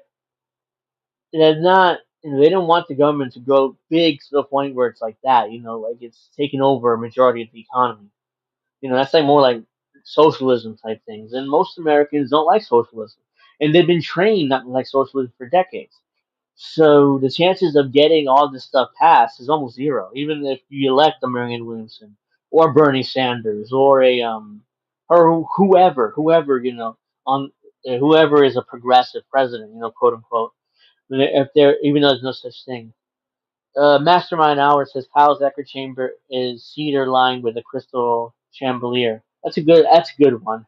I love that. That's a great one. Kyle's echo chamber is cedar lined with a crystal chandelier. That's a great one. I love that one.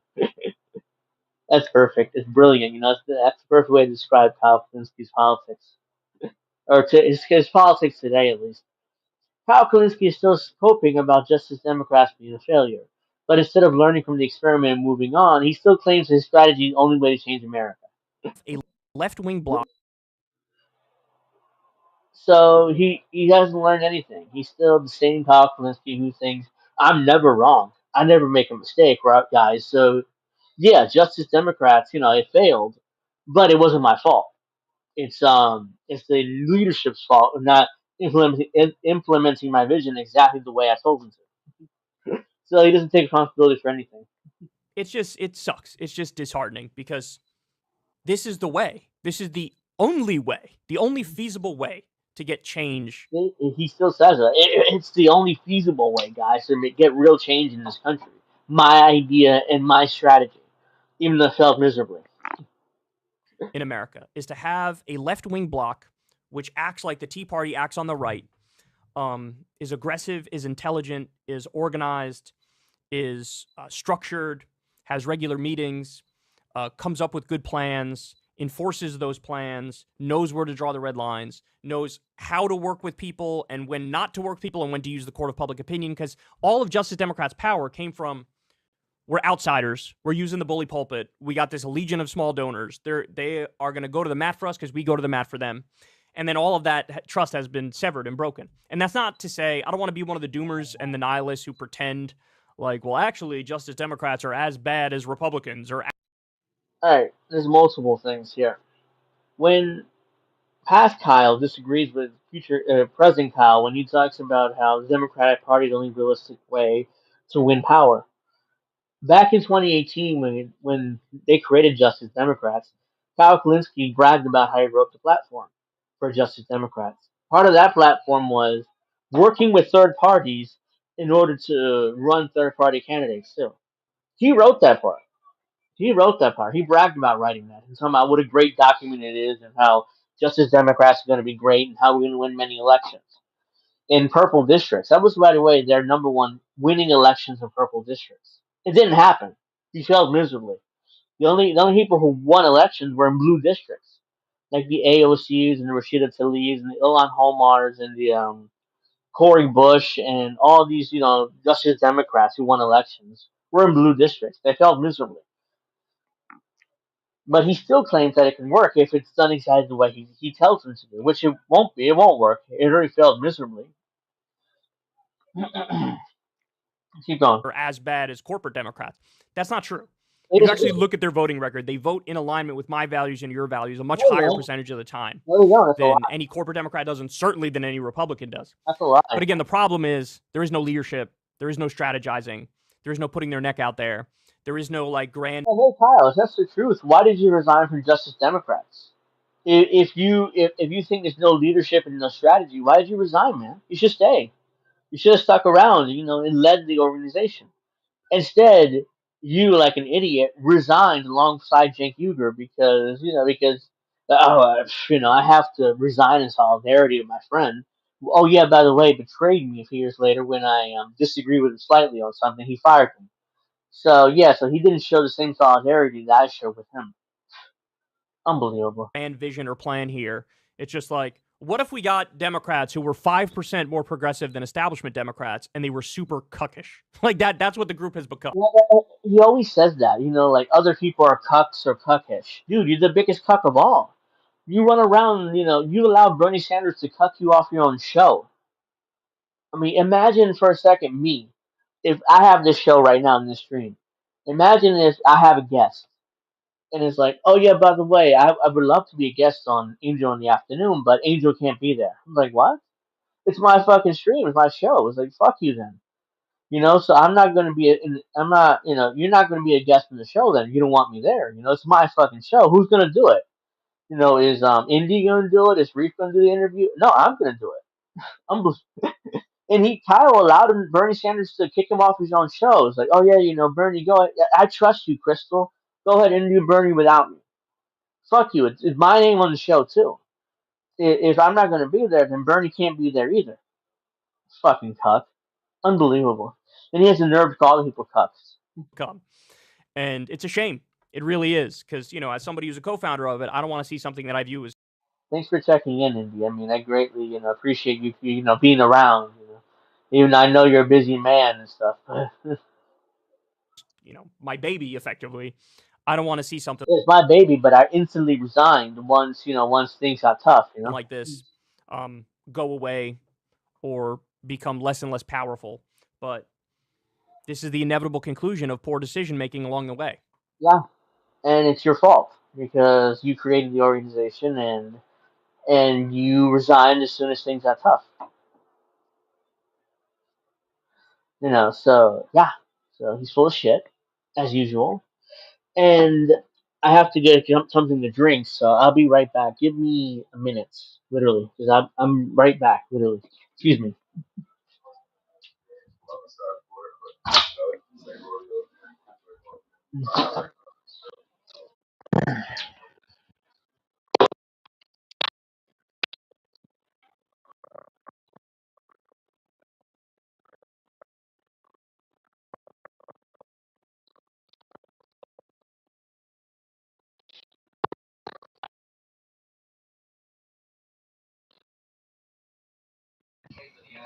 On my way back. On my way back. All right, I'm here. I'm here. Sorry about that. So let's see. Yep. So Kyle's like, by the way, nice ring there. Yeah, I'll probably never get married, so it makes no difference at this point. It's not like I'm going to marry any woman to put up with me longer than a few days. Let's see.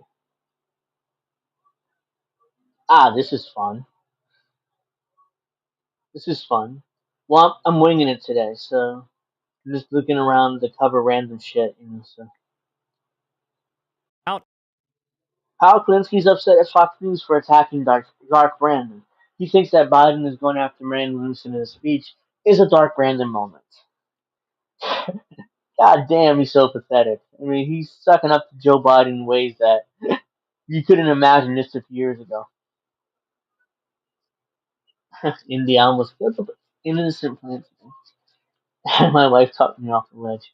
Hey, no woman can put up with me. So I don't know if I ever have a ring in my finger. Maybe I'm wrong. Who knows? But Dark Ken. Yeah, he's the. I call him Ken doll Kyle. I love. I kind of came up with that Ken doll. Other people call him Ken doll, but I call him Ken doll Kyle. It's like the perfect representation of this man. The reason why they're flipping out is because this was like the one instance where Biden, like anytime he would do something good, these memes would fly all over the place on social media. It's like, oh, look, Biden morphed into Dark Brandon because he's like reducing student loan debt or pulling out of. No, he didn't. He didn't reduce student loan debt. That's not true. He put out a plan to reduce student loan debt using the HEROES Act, which is bullshit. It was never going to work. The Supreme Court was always going to throw it out because it was an incorrect interpretation of the law, which he should have used the Higher Education Act in 1965, but he didn't because he didn't want to lower student loan debt. In fact, Biden was the one who passed the reform that you couldn't discharge student loan debt through bankruptcy. That's what I was going to do, honestly. My idea when I was in college 10 years ago was okay, well, I'm going to go to school. I'm going to take out all the student loan debt, and then I'm going to discharge it in bankruptcy. That was my genius idea. Like, I wasn't going to pay that shit back. Unfortunately, I was told that, no, you can't do that because Joe Biden changed the rules, in the Senate, that you can't discharge student loan debt through bankruptcy. I was like, oh, well, I mean, fuck it then. I'm not going to finish school, but I'm not going to pay back this money. For what? It makes no sense. So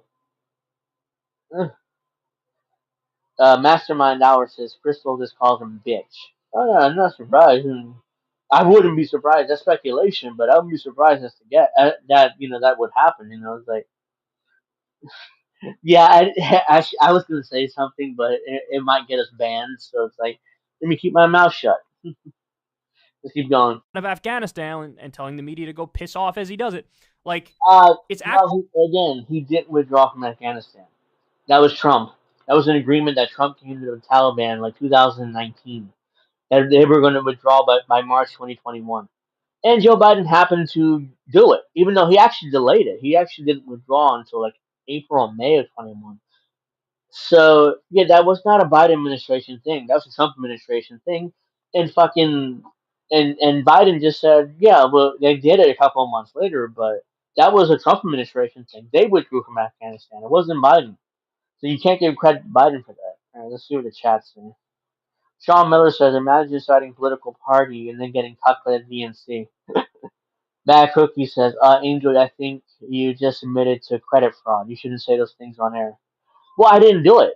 I didn't do it, so I could, it wasn't like, I did do it and then, that's different. I wouldn't kept my mouth shut, but I didn't actually do it because I couldn't do it. So that's why, and me admitting to what I was going to do is not really a crime. So I'm not that concerned about saying it in the air. Nicole Van says, I had an insane wild cantaloupe plant growing by my fence. I fed the birds and squirrels by throwing out fruit scraps. Yeah, hey, nothing wrong with that. You feeding stuff. Bad Cookie says, I don't imagine the proof is sitting in that Mastermind Hour says, all comments are the express opinion of angels. Yeah, that's not an opinion of INN or anybody else. That's my thing. Even though I didn't do it, I didn't commit credit fraud because I couldn't do it ultimately. So that's why it was like I could say it out loud because I didn't do it anyway. So it wasn't like I'm admitting to a crime. I didn't do it, so I couldn't do it. So that's why it's fine. It wasn't like I'm admitting to a crime. I wouldn't be that stupid. Oh yeah, guys, I committed credit fraud. Blah blah blah. No, I didn't commit a crime. So I couldn't do it. So that's why.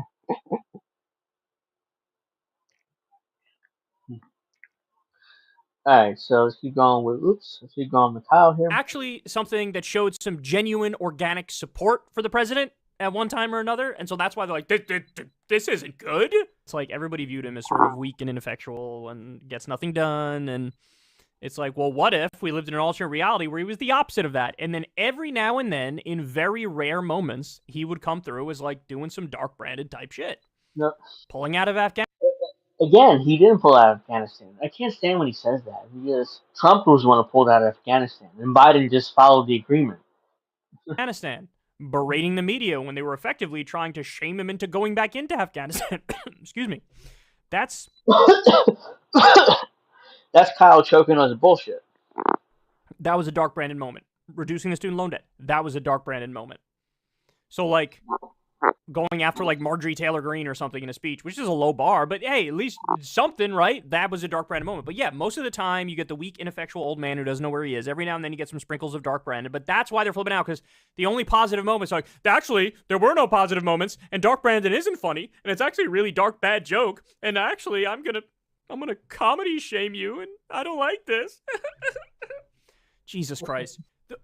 The way that political narratives override objective reality is astonishing to me. This week, for a campaign that has huge warning signs, cracks. If you look at the numbers among the base, you look at the numbers with black voters, with young voters, with Hispanic voters, there are visible warning signs. There definitely are visible warning. Yeah, it's true. Black and Hispanics voted for Trump in record numbers in 2020, and like the Democrats were like, it's okay, man. We still won. You ain't gonna win next year. I'll tell you that much. He smelled crystal and choked. Hey, look, man. This crystal. During the Trump Hillary debate, Trump said, "Yeah, I take advantage of not paying taxes because I followed the law." My interpretation of the law. Well, here's the thing with Trump: he's filed for more bankruptcies than any billionaire in human history. But I mean, Trump can get away with it because I mean, he's Trump. He's a billionaire. So it's like, oh yeah, I mean, he can file for many bankruptcies he wants. Who cares? He doesn't pay his bills anyways. It's a fair assessment of Dark Brandon. I find no humor in it. No, I mean it was something that, if I remember correctly, it was at a race car event, and some reporter said, like, "Let's go, Brandon." That whole thing. So that's if they were saying "fuck Joe Biden," and he was, and the reporter, they're saying "let's go, Brandon." He's like, "No, they're not." Like, don't acknowledge it. Why the hell you're pretending that they're saying something they didn't say? Yes, Kyle's still hacked as usual. I mean, it's definitely true. So it's not surprising. Warning signs, but now do Trump. See, I'm not a hack, so I can come out here and say, "Oh my God, it's." Guys, I'm not a hack, even though that's his reputation. He's a hack. I can't believe he said, like, "I'm not a hack," so I could say that shit. Crazy that Biden and Trump are basically tied in the general election polls. Really? You're attacking Biden's campaign because they sell Dark Brandon merch? Of course they should. The only merch they should sell is Dark Brandon merch, you absolute freaks. This stuff is basic. I can say that because I'm not a hack. The reason... Wait. Let me go back to that. Hack? So I can come out here and say, Trump. See, I'm not a hack, so I can come out here and say, "Oh my God, it's crazy that Biden and Trump are basically tied in the general election polls." Really? You're attacking Biden's campaign because they sell Dark Brandon merch? Of course they should. The only merch they should sell is Dark Brandon merch, you absolute freaks. This stuff is basic. I can say that because I'm not a hack. You are a hack, motherfucker. That's the thing. I mean, he's like, well, I could say that because I'm not a hack, except that I am a hack, and I get paid to suck up the Democrats. I'm not a hack. You are a hack.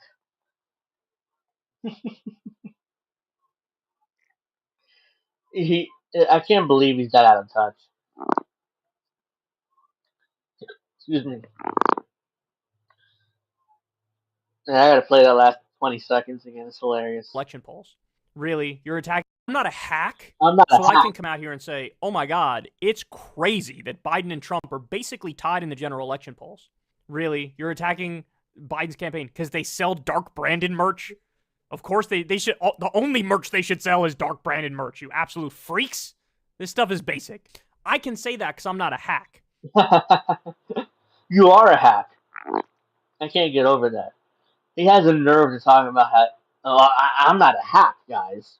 Even though I am a hack, and I'm just a party of I'm just a party hack at this point, which is what my wife Crystal Ball turned me into, because I'm a hack, and I want access to that bank account for the rest of my life. Fucking pussy. He's a pussy wet motherfucker. That's what this guy is. Let's see. I love Dirtbag Left, Twitter, because he takes the time to clip out a lot of these videos. So I'm so sick of this fraud. I can't believe I voted for him twice. At least I didn't give him any money. I voted for Bernie twice too, but I didn't give him any money either. So what's this? Oh, 9 minutes. I'm not playing this. That's way too long. I'm not gonna put up with Bernie Sanders that long.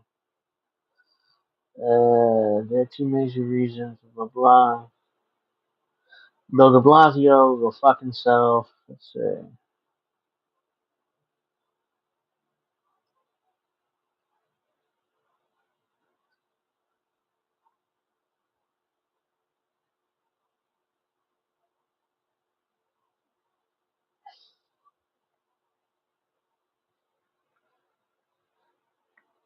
That, oh yeah, I remember this. Hold on, I gotta play this. This is hilarious.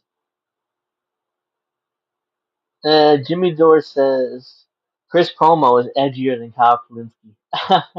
Yeah, ever since he left CNN, Chris Cuomo has become, he's just telling a lot of truths. That's Chris Cuomo sounding like Jimmy Dore. What happened? Did the Democrats stop returning your phone call? Is that what happened? Because that's what it looks like. Yeah. All of a sudden, he gets off CNN, and all of a sudden, Craig, he's able to tell the truth Yeah. about the two-party duopoly. Isn't that wild? You know what? This guy's edgier than Kyle Kalinske. Yeah. That's Chris Cuomo sounding like Jimmy Dore. What happened? Did the Democrats stop returning your phone call? Is that what happened? Because that's what. Because his brother is persona non grata within the Democratic Party, and he got fired from CNN, Chris Cuomo. So yeah, they're not returning his phone call. It looks like. All of a sudden, he gets off CNN, and all of a sudden, Craig, he's able to tell the truth about the two-party duopoly. Isn't that wild? You know what? This guy's edgier than Kyle Kalinske. He's edgier than Kyle Kalinske. So glad you said it, Angel. He definitely is. Thanks, Nicole. But yeah, I mean, he's edgier than Chris Cuomo is edgier than Kyle Kalinske. So embarrassing for Kyle. That a former CNN host, a corporate media host, is more edgier than he is.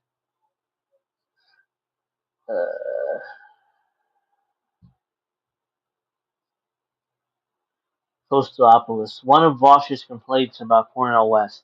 When he goes on these shows, he does his spiel. Corporate politics are bad. Both parties are bad. You know who thinks corporate policies are bad? Politics are bad? Nazis. He implies Cornel West is a Nazi while also saying he's not a fascist. Well, which one is it? This fucking guy. I can't stand Vosh. So let's see what Vosh has to say. This motherfucker. Well, you mentioned the. These are the Vanguard doofuses. Doofus number 1 here and Doofus number 2 here. I don't know their names. I mean, I call them Doofus 1 and Doofus 2, so let's see. Well, you mentioned the Cornel West talking to Glenn Greenwald and Russell Brand, and I think that's actually interesting because it kind of is evidence contrary to your notion that he's only going after Biden voters. The fact that Cornel West is speaking to the audience of Glenn Greenwald and to the people that watch the Russell Brand show, I think proves the fact that he's trying to build a coalition of disaffected, independent, Democrat and Republican voters, people that might otherwise have voted for Trump. So if he's going on Russell Brand's show and Glenn Greenwald's show, making the case to a majority right-wing audience for leftist policies like Medicare for all. Their names are Gavin and Zach. I call them Doofus number 1 and Doofus number 2. I don't know. Oops. And maybe convincing some of them to vote for him instead of Donald Trump, then I think that's objectively a great thing. No, that's a bad thing. Because when he goes on those shows, and I know because I watch them, he does his spiel. Corporate politics bad, both parties bad. You know who thinks corporate politics are bad? Nazis. They think the Jews run them. Come on. See, you can't say that Cornel West not is come a on. Nazi. I mean it fully. I think Glenn Greenwald and Russell Brand especially have plenty of Nazis who watch them for sure, or at least people. Really? Glenn Greenwald has Nazis watching his show? Glenn Greenwald is gay. Nazis hate gay people. Why in the world would Nazis watch his show? Just based off the fact that he's gay. It makes no sense. It makes no fucking sense, but he's like, well, Nazis definitely watch Glenn Greenwald, even though he's homosexual, and Nazis hate homosexuals, so yeah, that makes no sense, but I'm gonna go with it anyways. Unbelievable. Ross is such a liar, man. People just as conspiracy minded with biases towards anti-Semitism. Yeah. And I think that when you go on essentially a far right platform and you go, oh, well, both sides are bad. I think that that's incredibly irresponsible. No, that's what he does. No, Vosh, what he does is incredibly say, irresponsible. I get it, but this is like less than 2 minutes. So after this, I won't mention it. But I just I'm winging it this week. So and I think to just lump him in because you disagree with the host of a show that he was on, with some of the most vile people that walk the earth, is a little bit egregious, don't you? Well, that's why I called him a crank and not a fascist. I don't think Cornel West is a fascist. I think that people on the left are really bad at dealing with fascists, though. In fact, the more time passes, the more I begin to think that liberals are the true bulwark against fascism. Because every time I go online, this is the issue I have. It's solutions over problems. Cornel West. I don't think he's a fascist. I think he's got a lot of great political positions, but man, I mean, Russell Brand just had DeSantis on as like a. Yeah, that's right. He had DeSantis on. How dare he? Fuck you, Bosch. Yeah, Indy's right. We shouldn't even bother with you. But still, I'm winging it this week. So isn't Bosch the one who was like pro child? He's pro what's that I'm looking? I forget what it's called. Why am I forgetting? He's pro pedophilia or something like that. He defended pedophilia.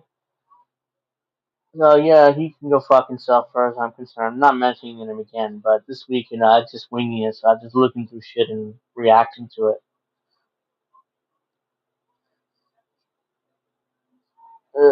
Let's see what else I can talk about here. This is older stuff here, but oops. Let's go home.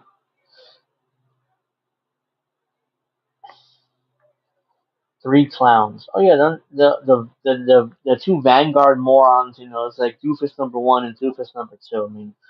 Nobody should take them seriously. And I usually don't talk about them, but they happen to come across their video, which is why I ended up talking about them.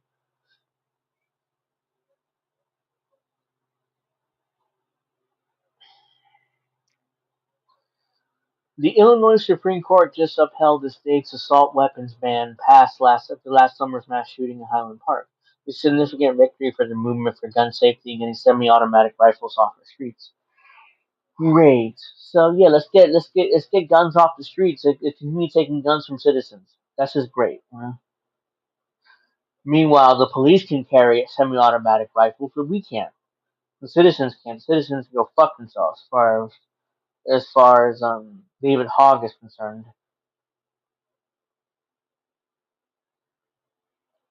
What is this? This is breaking. Looks like. Hold on. U.S. Attorney General Garland appoints special counsel to oversee Hunter Biden investigation. Ooh, this is something new. Let's see this. Good afternoon. I'm here today to announce the appointment of David. Hold on a second. Marianne Williamson, they got it over 5K in donations to fix their van. They are mini TYT. Yeah, what happened with that? Weren't they supposed to travel across the country in their shitty little van and do the tour of the country with that? Whatever happened to that? Did they do that? Bosch makes me sick. That dude is totally working for the government. Yeah, I just happened to come across Bosch, which is why I played the clip, even though I never talked about the fucker, but it's like had happened to be there, so I was like, let me just play that real quick and give my opinion. Mastermind Hours says Bosch is a rich kid hobbyist. Isn't he a son of a Hollywood producer or something like that? I don't know. I wish my dad was a major Hollywood producer because I wouldn't be living in this shitty apartment. But yeah, shit. Come on. His opinion is just ridiculous.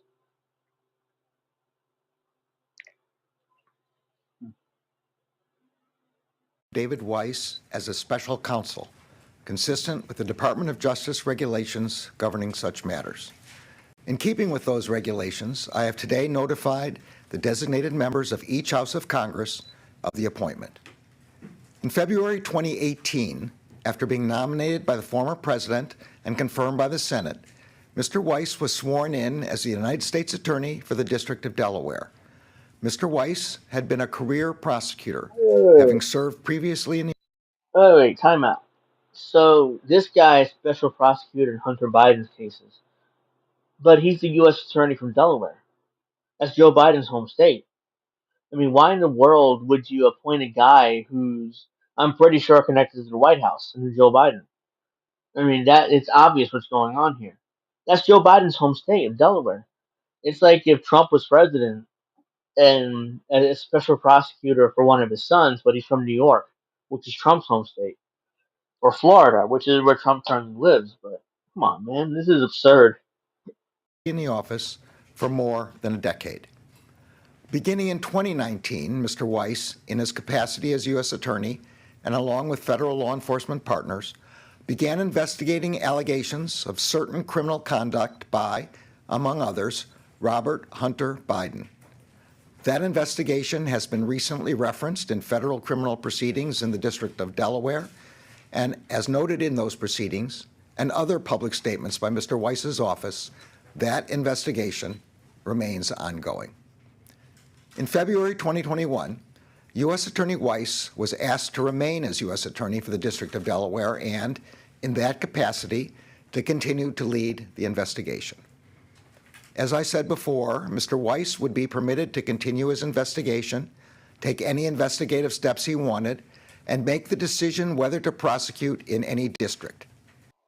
I'm surprised by that too. That Hunter Biden's first name is Robert. I always assumed it was Hunter. Everybody calls him Hunter Biden, but apparently his name is Robert Hunter Biden, which means he's a Bobby, which I didn't know until right now. So that was new. I just learned something by watching this. I assumed his first name was Hunter, but it turns out that his first name was Robert Hunter Biden. So that's a new thing. He's a Bobby, just like RFK Jr. is. What a coincidence, huh? Mr. Weiss has told Congress that he has been granted ultimate authority over this matter, including the responsibility for deciding where, when, and whether to file charges, and for making decisions necessary to preserve the integrity of any prosecution consistent with federal law, the principles of federal prosecution, and departmental policies. So we got a special prosecutor, Hunter Biden's case, who's the U.S. Attorney of Delaware, which is Joe Biden's home state. Yeah, that's not a coincidence, guys. I mean, I'm sorry. I mean, there's some fuckery going on here. It's a near certainty that there's going to be fuckery here. You know that there will not be a real prosecution of Hunter Biden or Robert Biden at this point.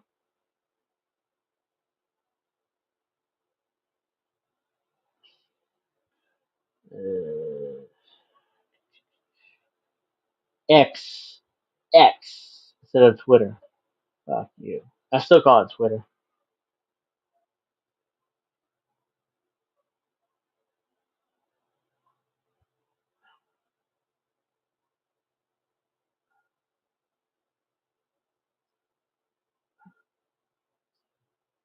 Let's see what else.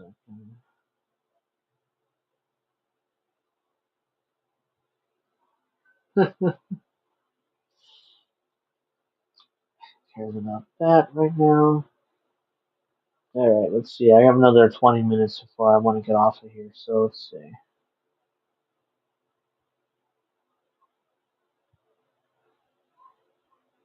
Cool. All right. So Obama Biden needs more protection, obviously. Next, we're gonna find out Joe's real name is Brandon. Yeah, I mean, it gets to a point where it's like, I had no idea that Hunter Biden's actual first name was Robert.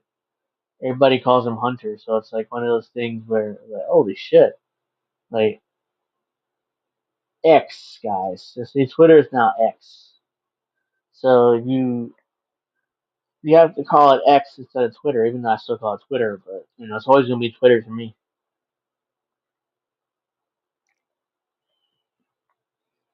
All right. I saw this last night, which was good. Things haven't gotten better; they've gotten worse since Ronald Reagan and now Joe Biden. Bidenomics is a hell of a Hell is a place that placed Wall Street of American people. Okay. This is a in the early '90s during his visit to Wall Street for a documentary. Robert Downey Jr. shared his thoughts on the experiment. So on the experience, this is 30 seconds. See what Robert Downey Jr. says about Wall Street.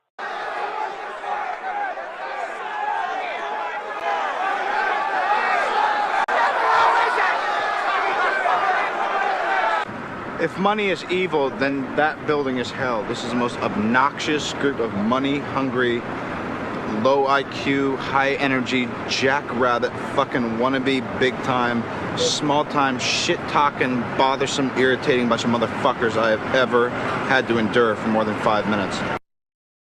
That's 100% true. Robert Downey Jr. nailed it there. It's like, Wall Street. Let's play that again because.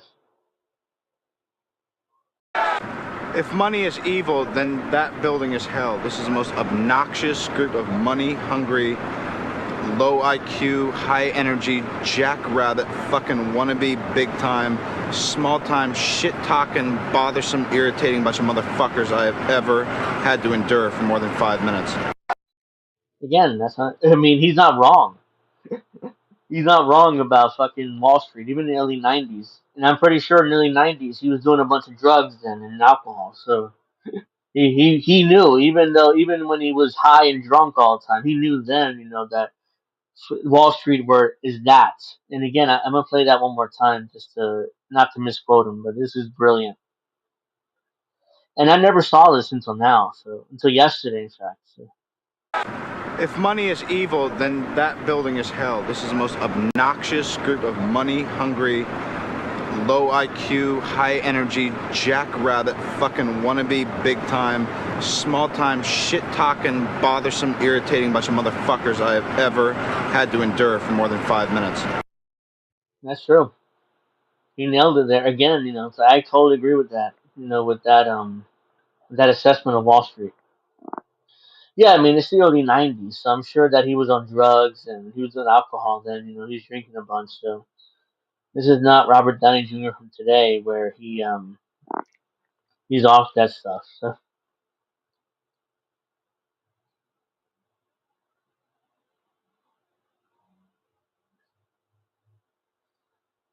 let's play some funny videos before I wrap up because I don't want someone finds out they're in fact not the main character. So let's check this out. This is hilarious.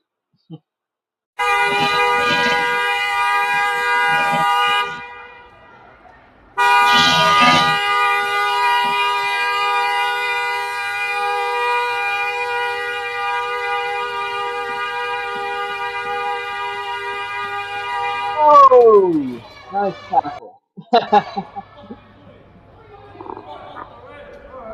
Fuck you.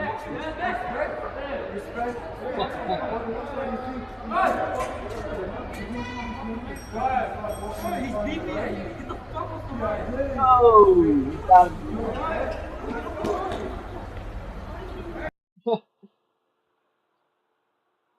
excuse me.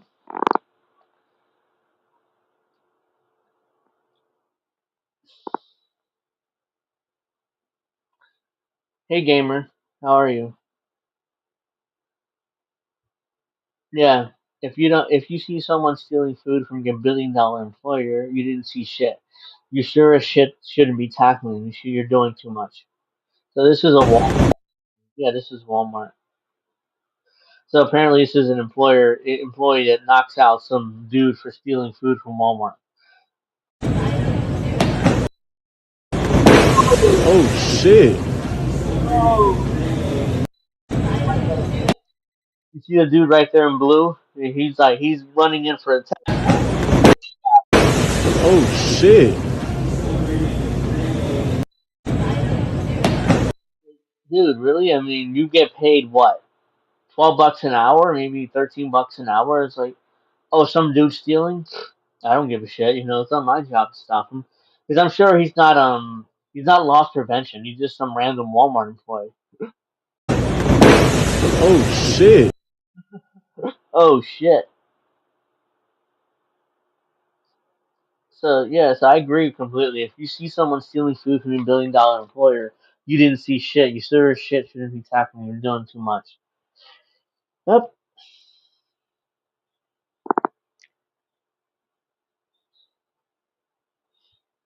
They're going to block out sunlight and reduce heat, two of the most essential ingredients for life on Earth.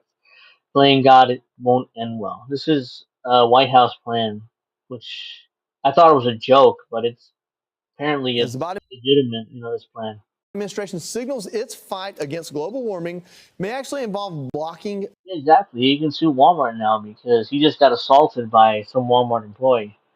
So Comrade Kitty's absolutely right there. Yeah, I mean, even though you got to let him go there. I mean, oh yeah, let me be a tough guy and tackle the shit out of him like I'm playing in the NFL.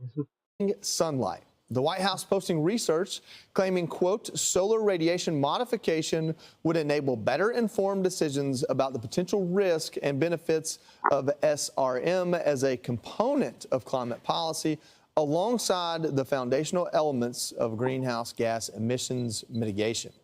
Our next guest warns this is simply government's way to control your weather. Mark Morano, publisher of ClimateDepot.com, and he joins us now. Okay, Mark, my take this morning was maybe this is one of those or else, get on board with everything else or we're going to block the sun. But I guess it's a little bit more reality than that. Tell us about it. Well, this is actually Bill Gates funding this as well through Harvard University. This is retro 1970s. In the 1970s, they believed. Mastermind Hour says he didn't make it out the building. Walmart's fucked. Yeah, I mean, he can definitely sue Walmart for even though he was trying to steal, but at the same time he just got assaulted by a Walmart employee for no reason. Yeah, that's up to loss and prevention. This guy is in loss and prevention. He's some random Walmart dude, who just tackled the shit out of him. They believed that our fossil fuels were creating aerosols, blocking the sun, creating man-made global cooling. So they came up with the same kind of geoengineering solutions back then. They wanted to put black soot on the Arctic to melt it. There was one proposal to use nuclear energy to help loosen the Arctic ice caps because they thought they were. I'm bored by this. So apparently the administration is pulling a Mr. Burns. Remember the episode from The Simpsons where Mr. Burns tried to create a machine to block out the sun, so they would force everybody in Springfield to pay more electric, or to use more electric, so they can make more money. Remember that one? That's basically what the White House is trying to do here. They're trying to copy The Simpsons, or at least that's their plan. So even though it probably won't work, but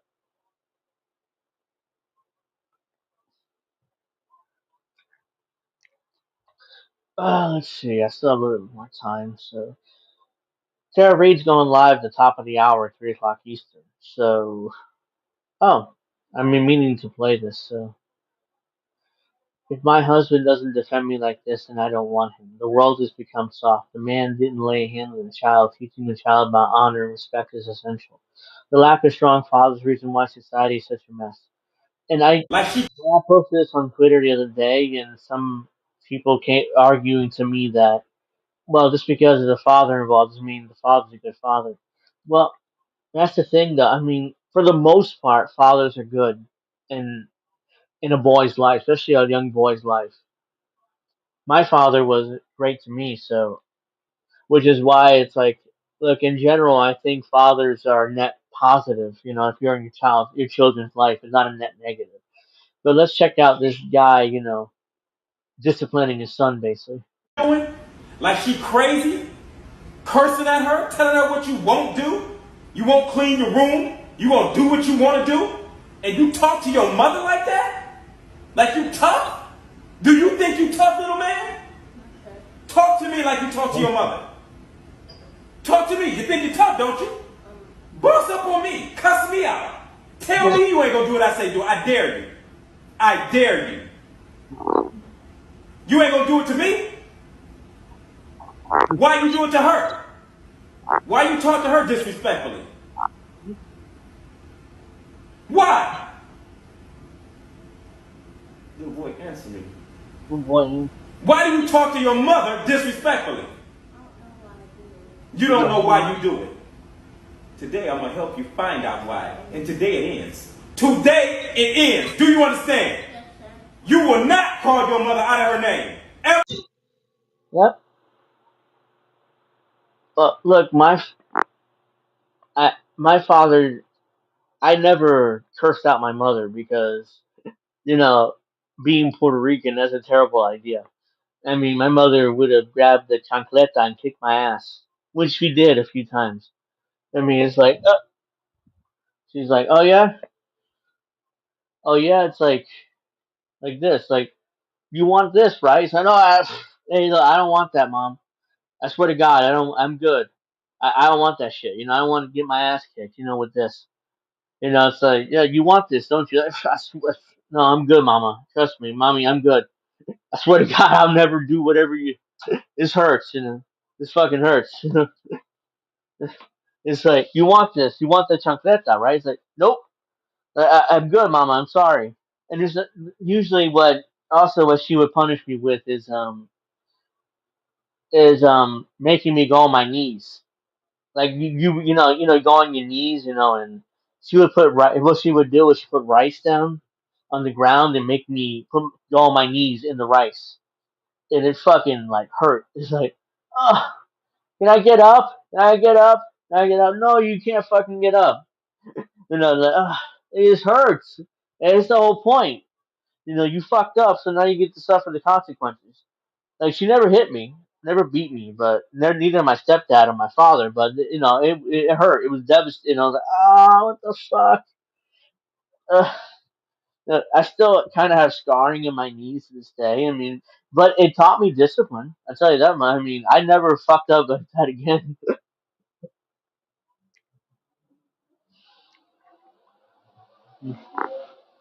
No, these are mine. This is mine, chancleta. It's just an example. It's like, how hard. I'm not sure you heard that, but if you nail somebody in their ass like that, a little kid, that hurts. Like, mama, I'm sorry. I thought Angel was a Japanese Suede. Oh, come on, I'm not Japanese. So yeah, I agree. It's just tough love, and I don't mind that at all. In fact, I think it's good for a young guy, young children. And fathers aren't always perfect. I do know that, and yeah, I kind of played all this last week, but Russia. I'm not gonna play. I'm not gonna put the sound up. I'm pretty sure there's music here, but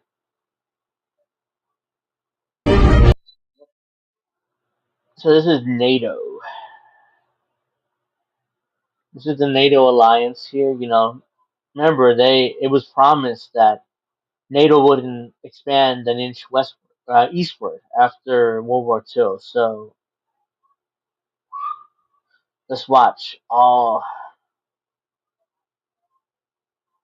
look at that. Oops. I mean, actually did that. And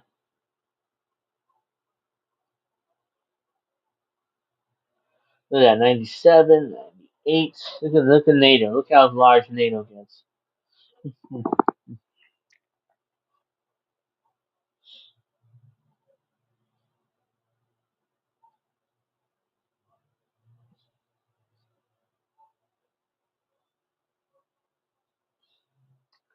Look at that. Look at NATO. No reason it gets this large.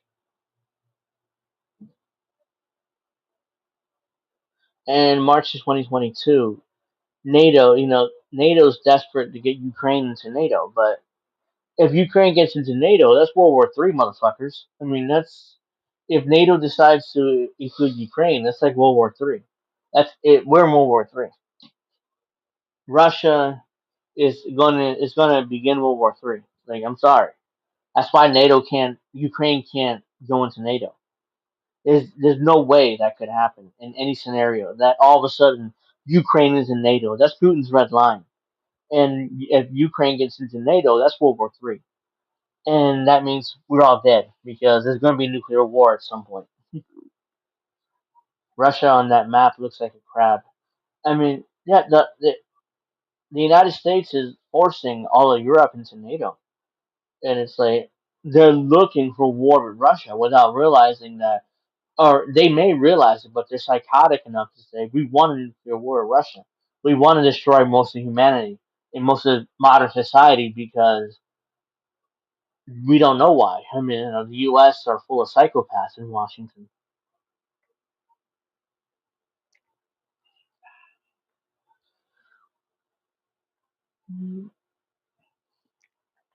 So yeah, so that's that.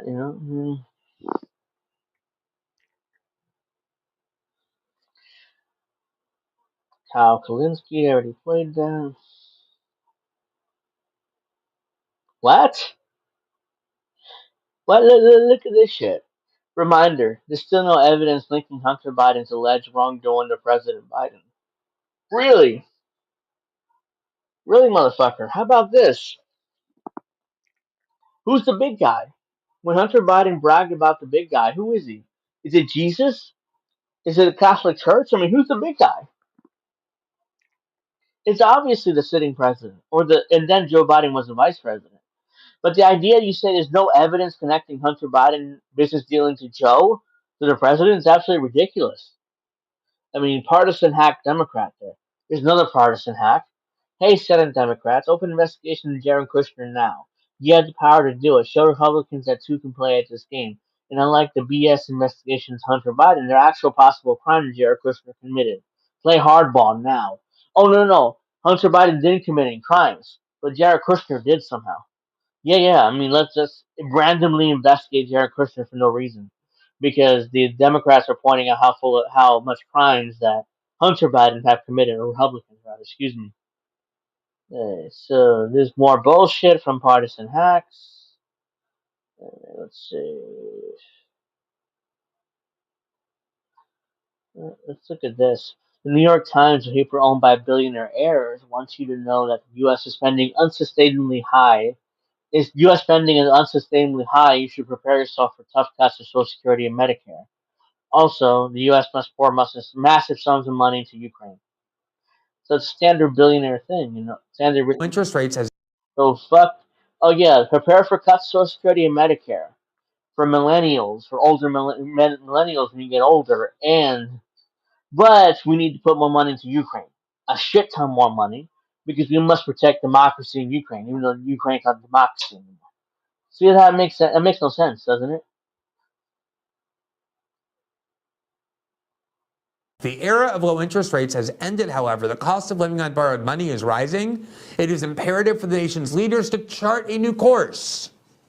Remember, this is the position of a newspaper owned by billionaire heirs who inherited an enormous amount of money for doing nothing other than being born in a way that let them win the genetic. And they are telling you they want billions and millions of dollars going to the American war machine, into the arms industry. At the same time, they're lecturing us on overspending and the need to prepare for cuts to your parents' way of life. Quote, both parties said they understand the need for larger changes.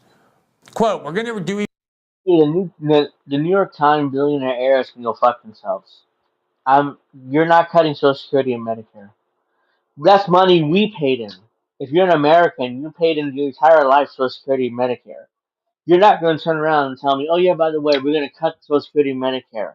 Because, at the same time, though, we're going to keep funding Ukraine, the Nazis in Ukraine, because we must fight Russia. Like it's 1982 and, we're in the middle of the Cold War. Fuck you. Even more to reduce the deficit, President Biden declared in his speech from the Oval Office after Congress voted to raise the debt ceiling. They just got done raising the debt ceiling, and this one thing will push against that debt ceiling. After Biden said we're going to do a lot to lower the deficit, House Speaker Kevin McCarthy, acknowledging the legislation didn't amount to much, said after the vote that he intended to form a bipartisan commission so we can find the waste and we can make the real decisions to really take care of this debt. When they start talking about bipartisan commissions and finding waste and fraud and all of that, that is just an attempt to move their mouth and appear to be saying something when they're saying nothing. Quote, any substantive deal will eventually require a combination of increased revenue and reduced spending, not least because any politically viable deal will require a combination of those options. Both parties will have to compromise. Republicans must accept the necessity of collecting what the government is owed and of imposing taxes on the wealthy, Democrats must recognize that changes to Social Security and Medicare, the major drivers of expected federal spending growth. Yeah, that's a lie.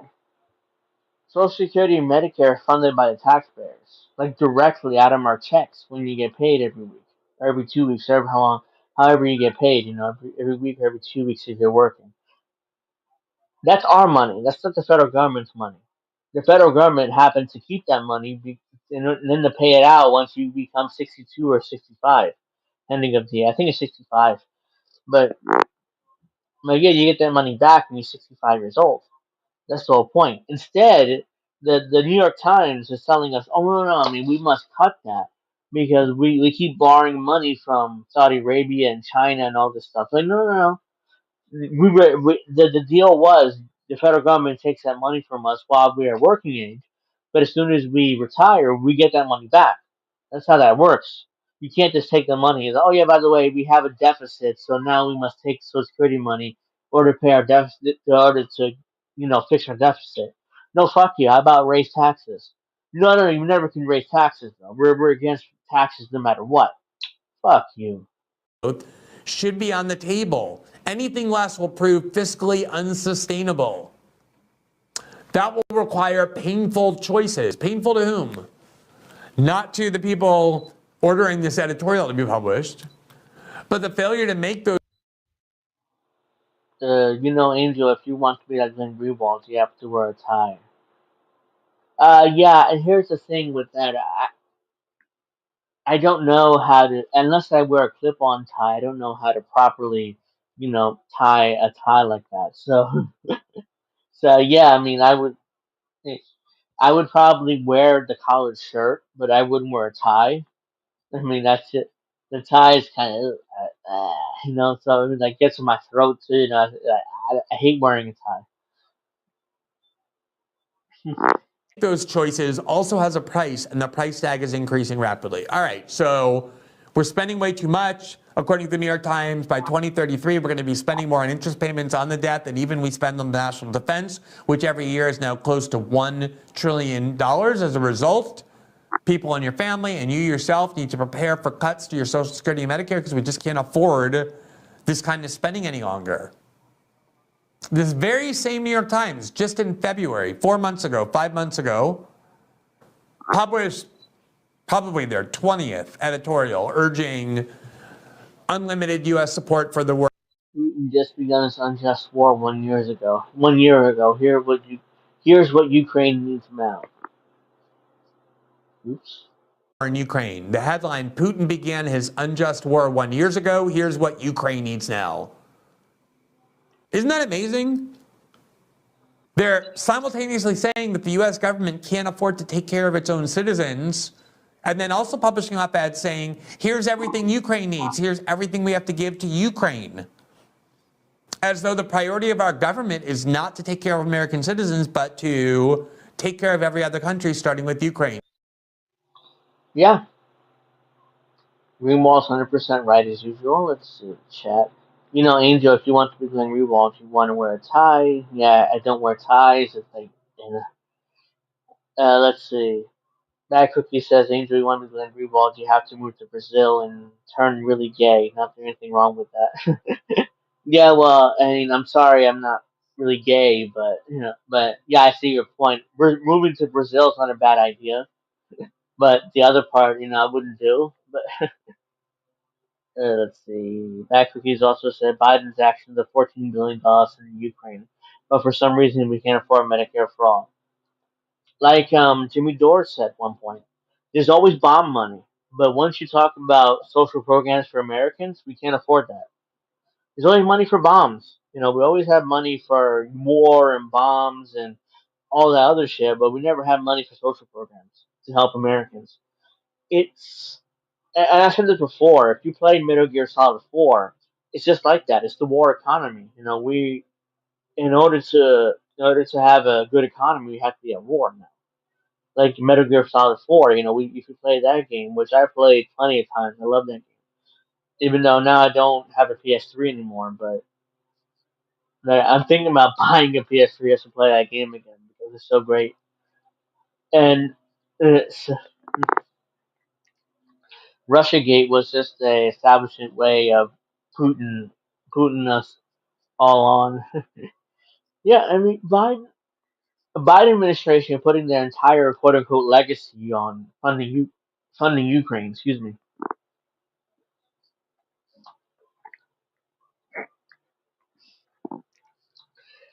Well, Tara Reid is going on live in the top of the hour. Still a few more minutes, so let's see what else I can talk about before I wrap up. Excuse me. God, I have hiccups.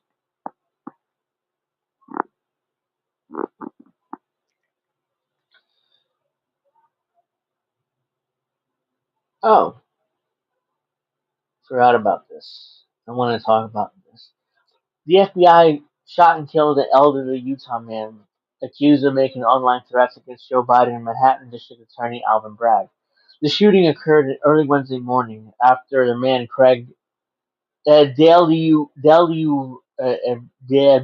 Robertson was charged under seal with 3 felony counts, including making threats against the president. Yeah, there's claims that this guy supported Trump, but I read multiple articles on that at the time, and I didn't see any evidence that he supported Trump, even though he hates Joe Biden, which is fine. I mean, I hate Joe Biden too, but I wouldn't say that because I'm sure that the FBI would come after me and kill me just like they killed that guy. So, if words were violence, Kyle Kalinske versus Kyle Kalinske. I want to play this again. I love this. This is my favorite one.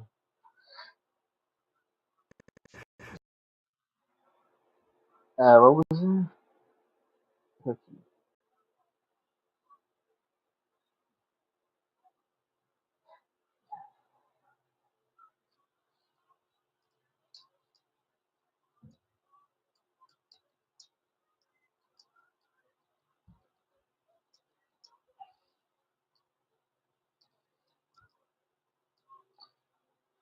Alright, so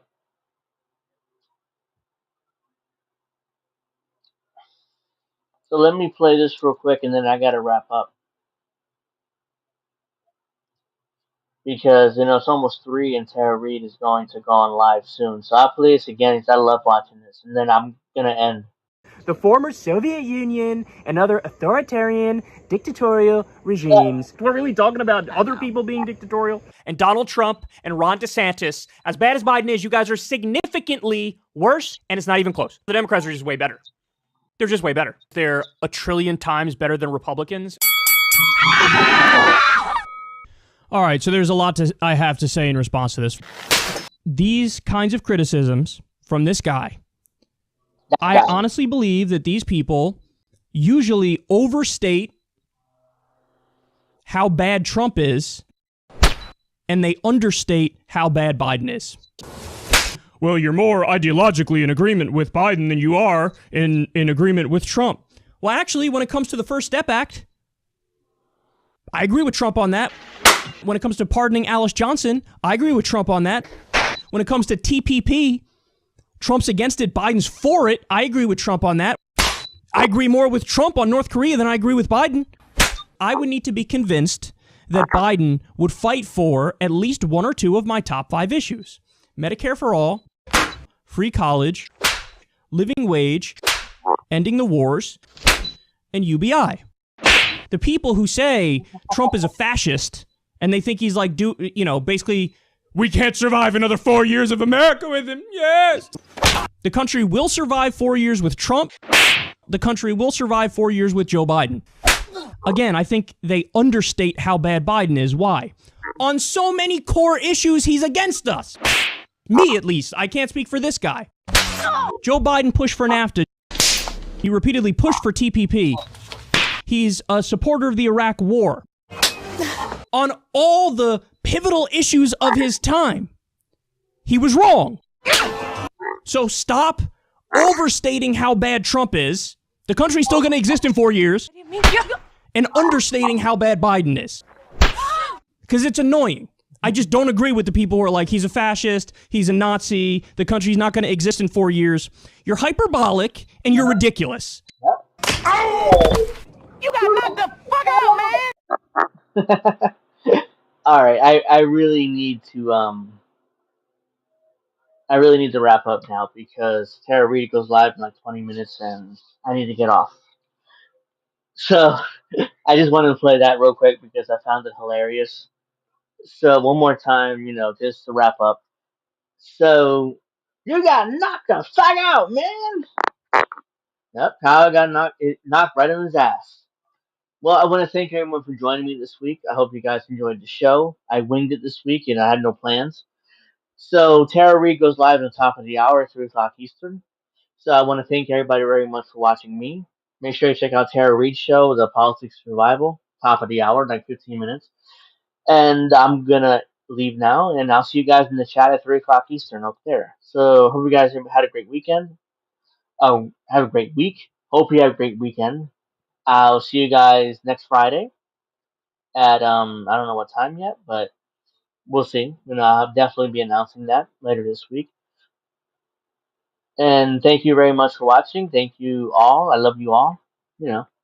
Thank you for taking the time to watch me. Little old me.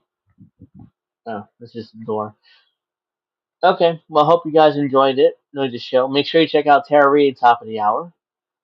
And let me just leave because else I'll keep blabbing away all night long, all day long. So check her out, top of the hour. She has a great guest coming up. I forget the name right now. I'm sorry. I forgot.